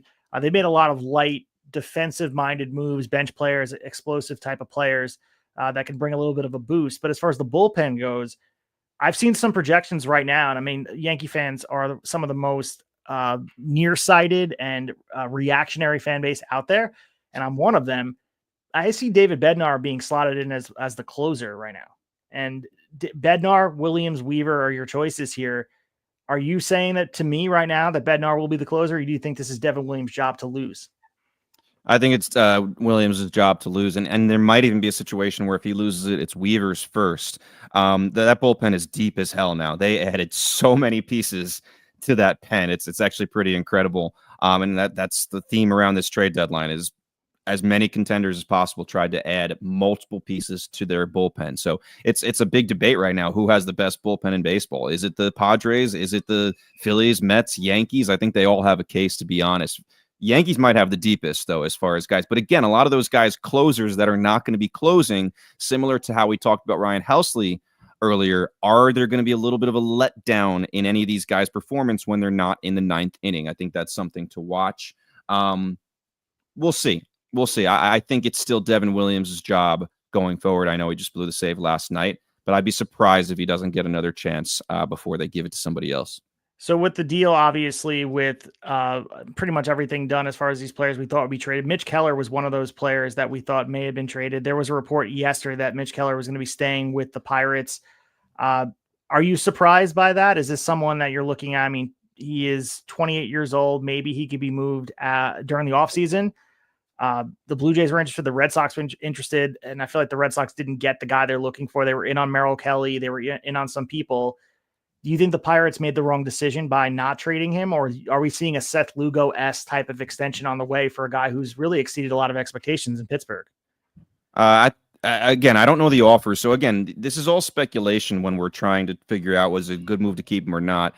I thought the Pirates needed to move on from Mitch Keller. Their pitching's not their problem. If you can get some offense, go get it in young offensive players. We mentioned an Arjun Nimmala. Maybe he wasn't, maybe the Blue Jays had no thought of moving Nimmala for a guy like Keller. Keller, multiple years of control. Again, a guy that's not dominant, but at his best, some nights looks like an ace. Other nights looks like a number 3-4 starter, 4 ERA kind of guy. I thought they needed to capitalize on a market that didn't have all that much starting pitching and get what you could get back. I don't think they need him going forward. I think he's a nice piece, don't get me wrong, but I thought it was time to trade him. And again, I don't know the offers, so I can't sit here and say they're idiots because maybe they were getting lowball offers that just weren't worth it. I also don't think they're going to want the rest of that contract down the road here. So that's my thought. I mean, the fact that he's owed $54.5 million from the next 2 years is it's not part of their gig of how they do things. But I guess moving on from Brian Hayes' contract, and that's off the books now, he's more affordable within their budget, and they can revisit his market in the winter. But to me, his market's at an all-time high. Like we talked about Sandy Alcantara being maybe the gloss of the offseason. You can be hopeful and optimistic about what he will be. I think by the time the offseason hits for Pittsburgh, people are going to realize who Mitch Keller was and the desperation will be gone. I think someone would have overpaid for him, but we don't know the offers. Like you said, I would imagine someone would have paid for what Mitch Keller is this year. And maybe we're wrong. Maybe Mitch Keller is going to be the pitcher more this year than he is from the years past. But to me, he's been stabilizing in Pittsburgh, and I would have took advantage of it if I was Pittsburgh and Ben Cherington out there. I'm with you. Let's wrap it up with this.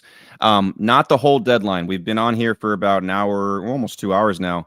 In this span, when we've been on the air, what was your favorite deal that went down while we were recording? Let me think of the ones that went down. Because my favorite deal of the day, just excitement-wise, is the Mason Miller deal, because I didn't think it was something that could happen. But I want to say I think the Chicago Cubs getting Willie Castro, because Nick is in the chat here. He had said in big caps here that I called him hitting a walk-off in the playoffs for a team. I didn't say the Cubs. He said I called it. But I think Willie Castro is a dynamic player. I think he could be someone that really goes ahead and is a difference maker in some crucial at-bats. And my favorite non-move is Cleveland not trading Stephen Kwan. Agreed with that one. I'll go with Merrill Kelly to the Rangers. I was all ready to drag on the Rangers a little bit, thinking they didn't do enough. And I love the Merrill Kelly move. I mean, bullpen to me was their biggest need, but I'm never going to complain about adding another solid pitcher to an already good rotation. That's going to be a fascinating race. And shocked that Kelly's teammate, Zach Gallen, did not go. But maybe that is the one guy they really would like to try to extend going forward. So we'll see. We'll see if he has a future in Arizona or if they drop the ball on not getting something back for him. So, Dev, I kind of gave what I'm looking forward to this weekend. I know you're probably looking forward to seeing how these new faces and some new places resonate. Anything else on your mind except for the Speedway Classic that we're looking forward to? I mean, it's also fantasy baseball crunch time here in our league, which is a head-to-head points league. I believe we're in week 16, week 17, and we play 20 regular season weeks. Yep. And I am fighting for my life. I'm 500, 8-8, trying to defend 3 titles in a row. 1 game out of the playoffs. It's getting really fun here. Our deadline hasn't happened yet, so I'm going to go the fantasy baseball route. I think our league is getting pretty interesting here down the stretch, getting towards our own deadline. Yeah, and looking at some of the injuries that took hold, Ronald Acuna Jr., we got Juan Soto. Hopefully he's in the lineup tomorrow, fouling a ball off his foot, finished the at-bat, but he was out of the game. Shohei Ohtani left the game early too, so on the drop of a dime, you mentioned Jonathan Aranda, like you could lose all your players in fantasy and be pivoting and figuring it out. That is the gift and the curse that is fantasy baseball. And again, we got Nick Spitz in here. So thanks for going live. Wish I could have caught more. Excited to listen back. Love your stuff on Twitter. Nick, thank you so much for listening to us and enjoying this Thursday evening. And for everybody else in the chat, 418 on Twitter and however many on YouTube, we do appreciate you guys spending the time. And if you want to listen to us more, at Tablesetters Pod on Instagram and on Twitter, if you can be so kind, leave a 5-star review, share this with your friends. We are passionate about baseball, talking it 52 weeks a year and beyond. We do episodes with guests. We'll bring on different minds around baseball. You can go back in some of our evergreen episodes, MLB Hall of Good we had on here. You name it, we've kind of done it, and we are 2 baseball fans. Hopefully you guys enjoy what we brought to the table. I'm a Yankee fan, Devin's a Met fan, but hopefully we bring more of an objective point of view than some of the stereotypes that New York fans usually garner.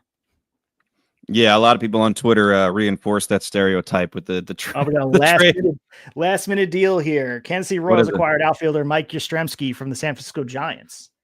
All right, so the Royals continue to be active. Very interesting deadline for them. Yeah, it's okay. It doesn't move the needle a ton. I'm afraid to let go because I don't want something big to come in while we're gone. Like, how long do we wait?